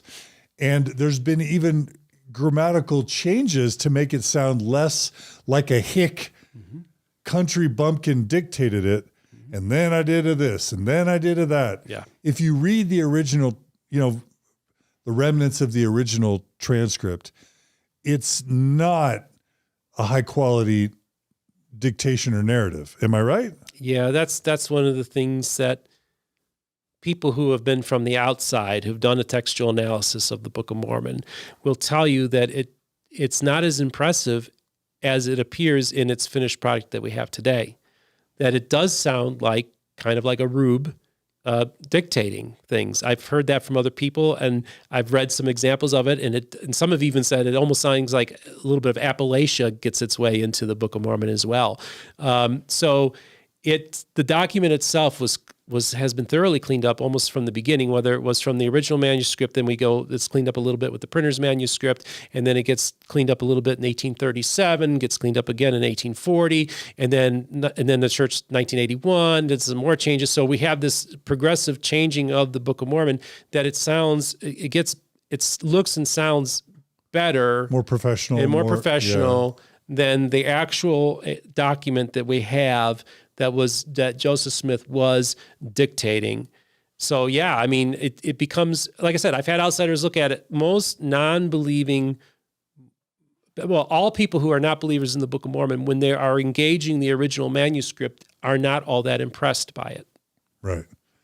But we're thinking about the 90 days with the version of the Book of Mormon that we have now, Right. that's had literally decades, if not a century and a half of edits and refinement.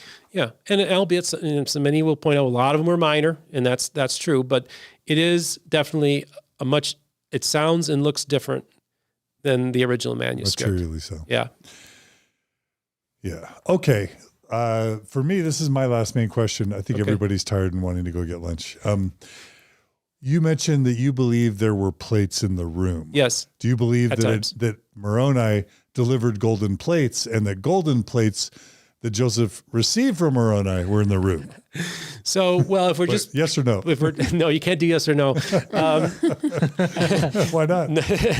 Well, so if I'm speaking as Atheist Steve, who doesn't believe in the supernatural, of course they weren't given to him by an angel, right? We know. Okay, of course not. It was. But even Christian now, Steve, doesn't believe Moroni gave Joseph Smith golden plates, right? Well, see, this is where we enter into the realm of faith claims and truth claims, and this is why.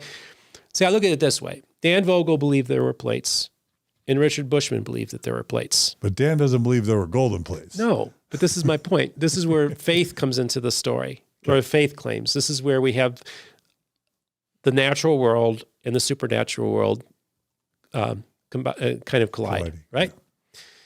So I just say it's kind of like how you go about the resurrection of Jesus Christ, right? There's an empty tomb. Either he rose from the grave, or his body was stolen, right? Those could be the two main explanations. That's where faith comes in, right? So before you give the apologetic faithful version, give the secular version that would be Dan Vogel's explanation, or yours. Okay, so Dan Vogel believes that they were made from common tin, that they were constructed, and so that explains why the rustling and people felt them, and they felt like pages in the tin and stuff like that, but that's why they weren't allowed to look at them and stuff like that. So that would be Joseph Smith or somebody collaborated with him.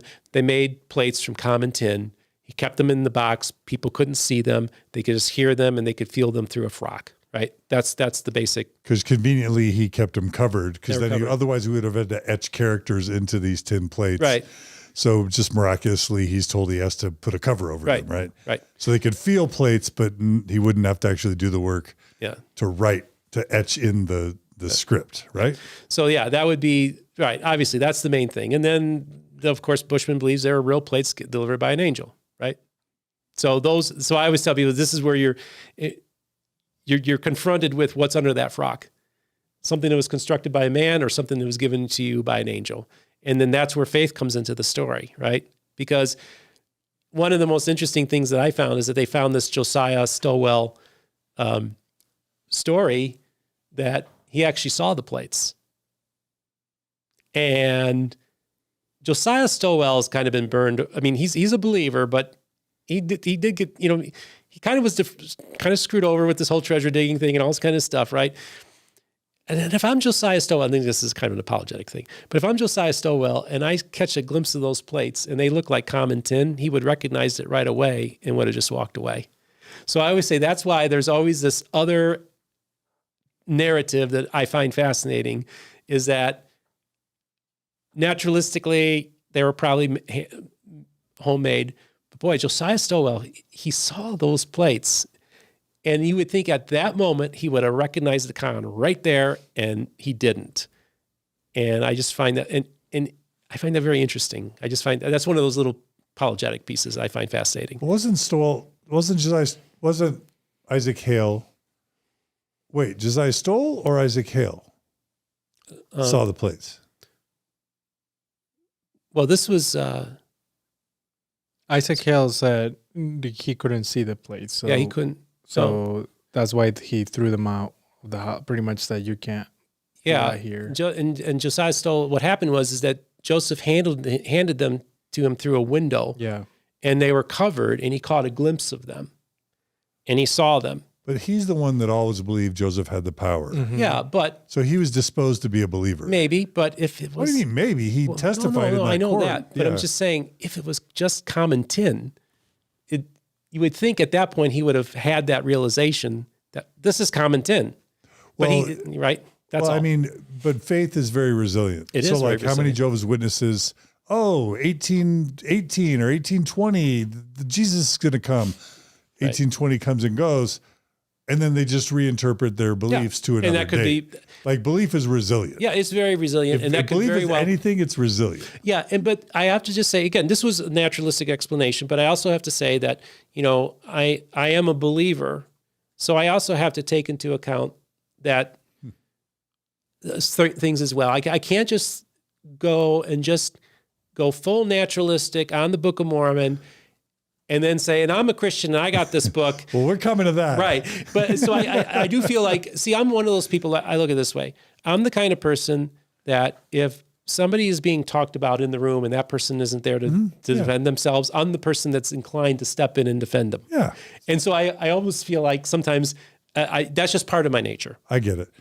But Steve Pynakker, today, where do you come down on the plates? Golden plates, tin plates. Golden plates delivered by Moroni, tin plates fashioned by Joseph. Where do you come down? Well, I guess I would have to lean towards them being tin plates, right? Okay. Yeah. That's your external view. Yeah. But again, but if a Mormon wants to go to me and say there's more evidence for the coming forth of the plates than there is for the resurrection of Jesus Christ, I have to at least take pause. Sure. Okay. All right. So to summarize your overall assessment of the Book of Mormon. I'm a big fan of it myself. I spoke at a Book of Mormon rally this past fall. So I think that there's a lot that can be taken out of it. And the reason why I'm a big fan of the Book of Mormon actually is because of my exercise of bridge building, which is for too long, for 200 years, evangelicals have been persecuting the Mormons and also vice versa, right? And we're at a standstill. And part of I feel is my mission is to build bridges amongst groups. And to me, the Book of Mormon is a very Protestant, very Christian book. And so I kind of like a lot of what's in there. I agree with a lot of the doctrine that's in the Book of Mormon. So I think that the Book of Mormon is the one place that evangelicals and Mormons can have civil conversations. And I'm all about, in this time, it's not civil and nobody's talking to each other. And I think it's just important that if we can find some commonalities where we can have conversations, that's what I mean, to me, I think the mission of my channel is to show that you can talk to everybody, be fair, be kind to people. And I want to use the Book of Mormon to have conversations with Mormons and About Jesus. yeah. Yeah. Because I love Jesus. Yeah. All right. I think we did it. Gerardo, any final questions or anything? No. Did we wear you out, Gerardo? It was great. I started getting lightheaded about a half hour ago. I was like, I need to eat something. I could feel it, but I'm not, you know me, I'm just not quitting until That's fine. I love job. Dude, I'm loving every minute of this. This is so awesome. So Gerardo, you got everything you wanted from this? Yeah. Yeah. I think it was great. Where do you come down, Gerardo? What's my personal opinion? Tin plates made by Joseph, gold plates delivered by an angel. Well, I think it was Mark Elwood who introduced this idea to me that maybe there were different sets of plates at different times. So maybe by the time he shows them, or he's going to have the witnesses have them, he has a more refined, nicer looking plates. So I like that. I like that story. And by the way, and Jen, I'm about to ask you, but by the way, I've talked to Maxine Hanks, who's a believer.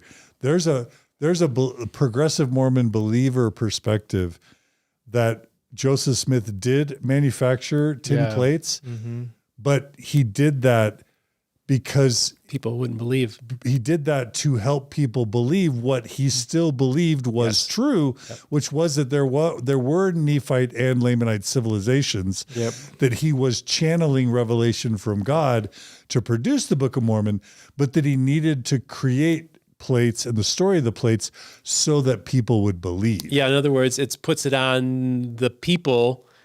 I had to do this in order to tell this story because you needed tangible things. You couldn't take it on faith, so you needed a tangible thing. So it's almost like, I had to do it because the story is true. It had to be told, and I had to manufacture these plates as a result of that. And I can see that even being his motivation, that he knew that nobody would believe him unless he had something tangible. Yeah.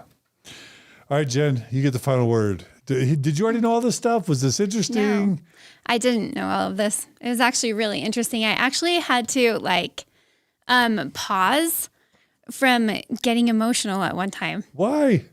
Because I didn't know so much. And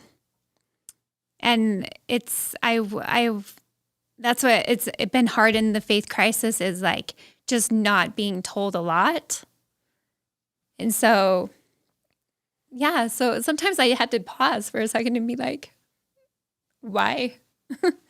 Why do we not know any of this? Why is this not told to so many people? So sorry. Because your faith crisis happened just 2 years ago, right? Year and a half. Year and a half. Yeah, a year and a half ago. Do you remember a couple of the things said that were like bricks to your head? Like, whoa, I didn't know that. Do you remember any of the ones that really struck you as you wish you had known? Yeah. That there was, that the word revelation was used or restoration. Yes. Thank you. Restoration was used in common. I was taught this is the only time. This was the restoration. The restoration. There was no other, restoration or even talk of that word or anything going on at that time. That one threw me. I think that's when I got emotional for a second, because it's just the stories and what's been told.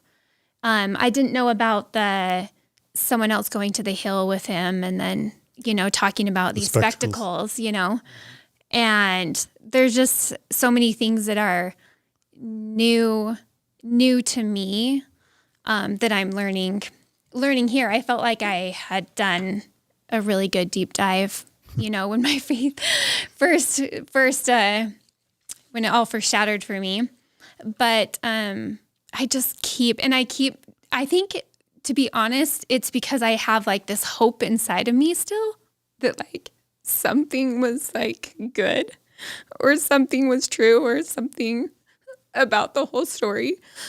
And I keep having this hope that maybe there's something to hold on to. And then I just keep learning thing after thing after thing that the church has kept from people within the church, or as they are learning about the church, converts. And I just think, why? They can make, if they chose to, they could make something so beautiful out of it.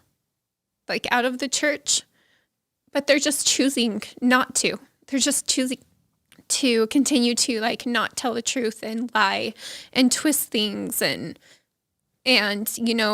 put money in places they shouldn't be instead of helping people and building this corporation. And I think if they took a moment and like brought it back to maybe Joseph just having being connected to God and writing this story and what can we pull from it that's beautiful, and turning the whole narrative into something that can actually be good on this earth, then how amazing is that? Like, how great is that? But that's not what they're choosing to do. And I think it just kind of hurts me every time I learn something new. It just kind of hurts like this, what I feel like is like the soul in me. And I wish that they could maybe just be more like Jesus. Yeah. Wow. So sorry, that was a Jen No apologies. tangent for a second. They're Jen Mormon brings the Story, truth. Yeah. Mormon Story listeners. Yeah. That was Jen bringing the heart and the truth. This is when it becomes real, right? I used to think back in the day, I'd be like, well, you guys were singing praise to the man. I was reading about the stone in the hat and you had no idea, And so that's the conundrum I'm in, because I often forget that people don't know what I know. And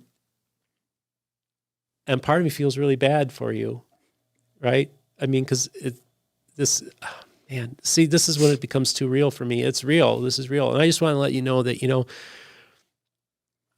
as a Christian, I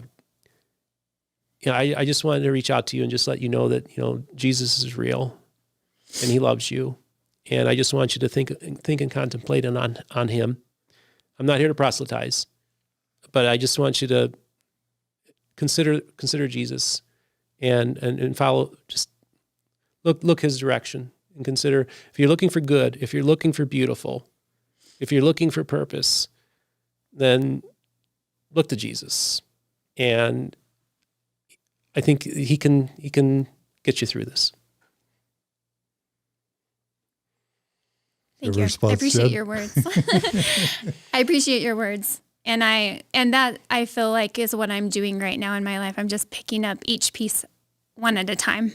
And not trying to be hurried about it and not trying to, listen to someone else tell me what I should do and what I should believe and anything like that. I'm just taking each piece and going within to see what feels right for me. Yeah, do you do you, and you follow the path that you need to feel, and don't even take what I told you to do, just to consider the words. Yeah, definitely. And I appreciate you and what you're saying. Thank you. Oh, and as someone who was never raised Mormon, let me tell you a little bit more about Mormonism, Steve Pynakker. It's a joke. We just had a master class from someone who's never been Mormon, who knows more about Mormonism than all of us will ever know. So thank you, Steve Pynakker. Well, That was beautiful. That was powerful. Someone's got to write a book on how the Book of Mormon was created, a secular view. Has anyone ever done that? It's so weird that we don't have at least a few books, because even you were rusty on some of the dates, or some of the timelines, or that thing about words appearing in the earlier part of the book that shouldn't be there.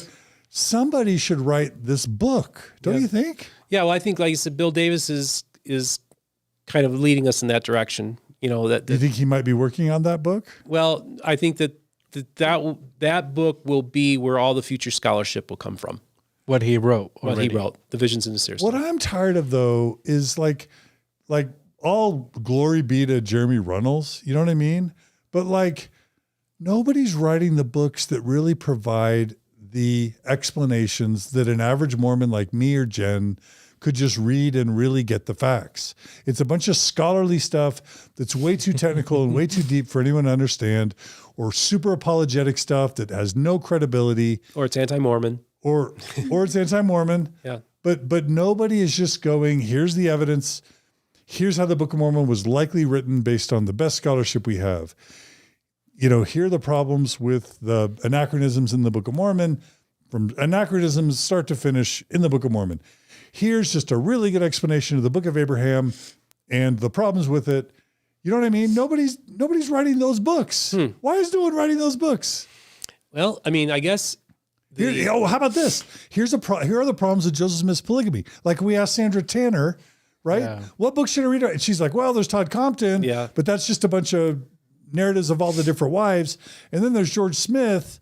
And she's like, you got to read like 3 or 4 different other books to kind of like, why isn't there a book on like Joseph Smith's polygamy, start to finish, and why it was a problem? You know what I mean? Nobody's read that book. Maybe Steven should do that. Because I did appreciate how you were like, here's the story, here's what I believe, but here's maybe another interpretation that could also go with all of the facts, that were about that time period. Like someone needs to write just a book that has those for each time period kind of Mormonism. Yeah. I wish there was a timeline, That's what I always wanted. There is a timeline. So there have been versions of what I'm talking about. So Jeremy Runnels did it, but before him, there was Mormon Think. Let's add these to the show notes. So there's Mormon Think, which was really one of the first to try and do this. And it's an amazing resource that almost no one talks about now. There's also Letter to My Wife or Letter from My Wife, which is amazing. And also my friend Mike Brown wrote a bunch of essays on all the truth claims, and you can go to mormonstories.org and you can go to the truth claims section and you can read really thoughtful essays on all these different topics. And Gerardo, it includes a timeline. Yeah. Did you know that there's a really good timeline? I forgot about it and I just pulled it up. I remembered. And let's include that in the show notes as well, the timeline that my friend Mike Brown put together. But the problem is, like, even you, Gerardo, who works with me, forgot that the timeline even exists. There needs to be like a book or like 5 books or 10 books. Like a series. That's like all the major Mormon truth claims covered in a book that's credible, that's non-anti-Mormon, that's not polemics, that's really based on the history, but that lays out the facts and lays out a reasonable explanations for all the different things and why they're problems. And if they want to end with what the faithful response is and then the problems with the faithful response, that's what Mormon Think was trying to do. Yeah. But we don't have it in like book form or tangible form so that it can really be propagated. Yeah. Right? Yeah, no, that's a good point. I think that, what I think is important, like what Christopher Smith did with his book, Christopher Thomas did with his book, was that he, at the very end of it, this is the explanation that Joseph Smith gave of the coming forth. So it's the earliest document, one of the earliest documents of Joseph Smith talking about the coming forth of the Book of Mormon. That's a chapter. And then Christopher Thomas writes the standard narrative that counteracts it. So you could have that as part of all these books so that you can include the faithful and include the counter narrative as part of it, have the timeline and all that stuff in there. I think that would be a valuable resource. I guess the question is like, who's going to fund it? Who's the audience for? Are faithful Mormons interested in it? And are Christians interested in it? Who's going to be the audience that's going to read these books? But I think that would be a valuable resource. Maybe even a website that even does something like that, more of that. But yeah, I think there needs to be more of that because I have tons of books, but it's all this information you got to glean from all these different places. It would be nice just to have kind of like a standard timeline that addresses all these things. I agree with you. Yeah, to Jen's point, right? People are giving decades of their lives, 10% of their income, making major life decisions about education, about careers, about number of children to have, about who to marry, about when to marry. When to have children. What's that? When to have children or education. Yeah.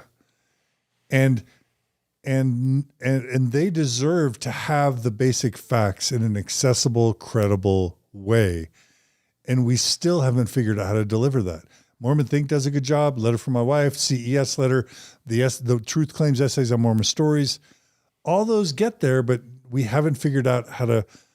CES letter has done better than anyone else to deliver it en masse, but it covers a pretty small subset of the things people kind of really need to know.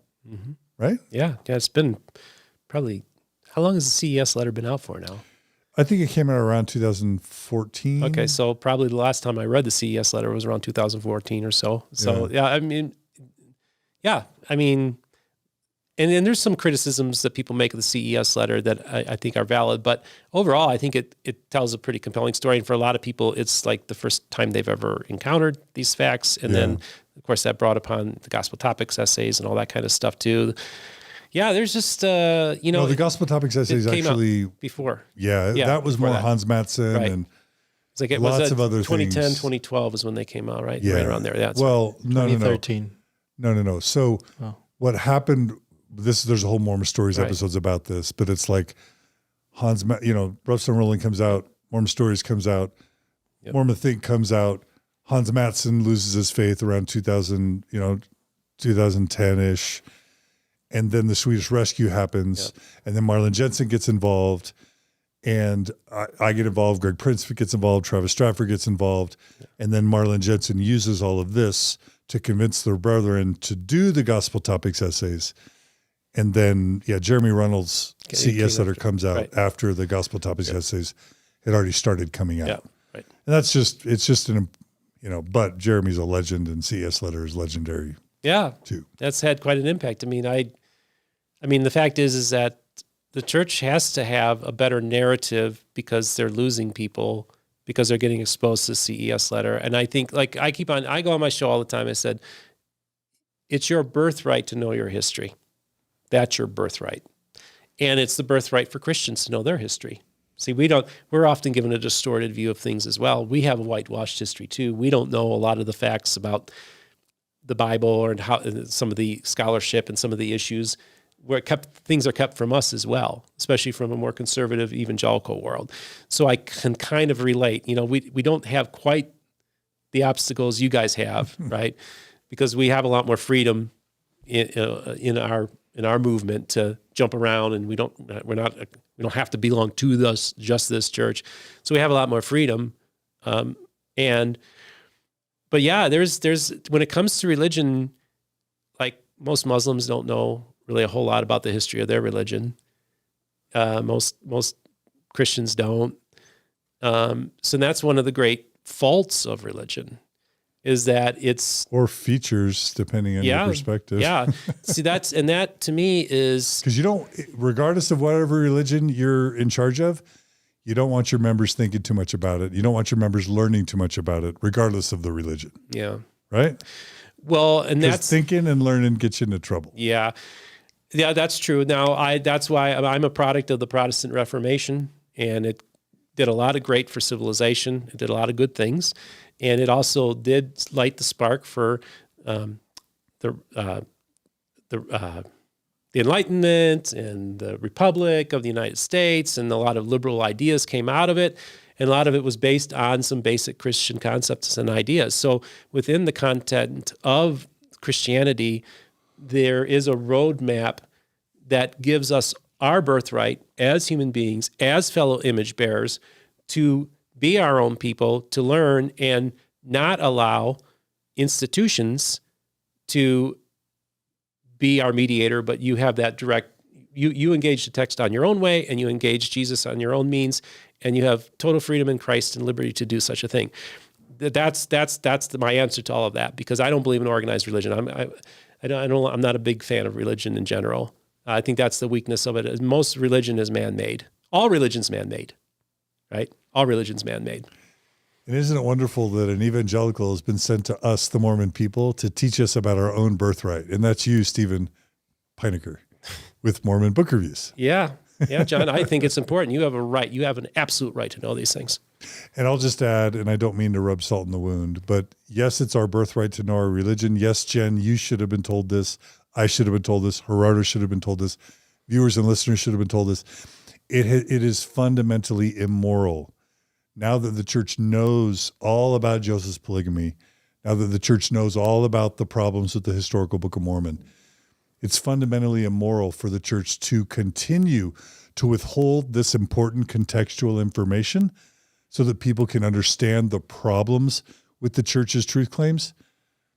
And it's fundamentally immoral for the church to fund apologists that weave and spin arguments to mislead and deceive people such that they won't learn or think about the historical problems with the church's truth claims.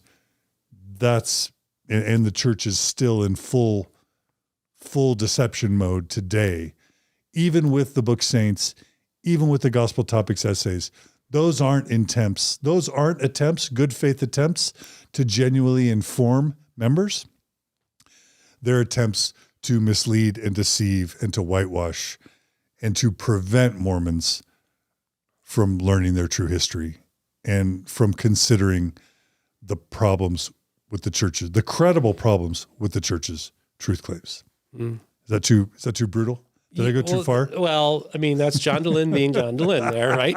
So, wait a minute. Isn't that just objective what I just said? Objectively true? No, Gerardo, is that not objectively true? Well, I think it is, my opinion. I mean, we were just here reviewing what Kate Holbrook word by word was saying, on a podcast, and the arguments she would use to justify. Yeah, take William Clayton's document, but then say we can't rely on his story about it because it's inconvenient, and saying that she's not whitewashing, but then noticing over and over again how every time she tells a story about a woman practicing polygamy in Joseph Smith's time, like she was leaving so many details out that were really important to the story. So the details that she knows. Right, exactly. Right? Yeah. Yeah, so I think that's part of the reason why we had a Protestant Reformation was that the Catholic Church wasn't telling people their birthright, wasn't telling people the whole story. And I think this is just endemic to all religions. They all end up going in that direction. So I think that it's not unique to Mormonism, that this is part of the issue with religion in general. And so to me, when I criticize the church, I want to also show that I criticize all churches for doing very similar things as well. Right. Yeah, and it's even hard to hear like the date. I didn't know the date when the essays came out because now being out of the church, speaking to all of my family and friends who are still believing members, there was only one person that even knew about the essays. Now, like in 2022. That know about the essays. Yeah, that even know about them or the CES letter. So and they've been around 8 years. Yeah. So the church says, that, we put them out onto our website or whatever, but you have to dig to find those essays. And they're not something that are just spoken about or told to people. And just reading the essays when I first was questioning, I didn't know things in them. And so they weren't just given out, they weren't told to people. So. Yeah. Well, thank you, Jen and Gerardo. And Stephen, I received a revelation. You received a revelation. You want to hear my revelation? Yes, sir. That Mormon Book Reviews is supposed to be renamed Mormon Reformation. Well, they already had our Mormon Reformation with Brigham Young in the 1850s. So. The real Mormon Reformation. Well, I have to get rebaptized like Brigham Young did. So, well, thank you. You sir. said Mormonism needs a reformation. Maybe you're the reformer. Maybe I nailed 95 theses to the door today, right? All right, Steven Pynakker, thank you so much. And for all the viewers and listeners, you can go to YouTube and check out Mormon Book Reviews. You can go to mormonbookreviews.com. You can go to Apple Podcast or Spotify, wherever you consume your podcasts. Steven does important work. And Steven, we can't thank you enough. And we're not even done. We're just like, this is fun. We're just like 4 or 5 hours into a full 2-day experience. I'm curious to see if we're going to do more today, if we're all just too wiped, and we're going to come back and try and finish tomorrow. Sounds good. Sounds good. I'm feeling good. However the spirit dictates. Yeah. All right. I follow the spirit, man. Let's do it. All right. Thanks, Stephen. Thank you. Thanks, Gerardo. Yeah. Thanks, Jen. Thanks, everyone. And we'll see you all. Don't go away. Come right back for part 3 and 4 and 5 with Steven Pynakker here on Mormon Stories. Thanks, everybody.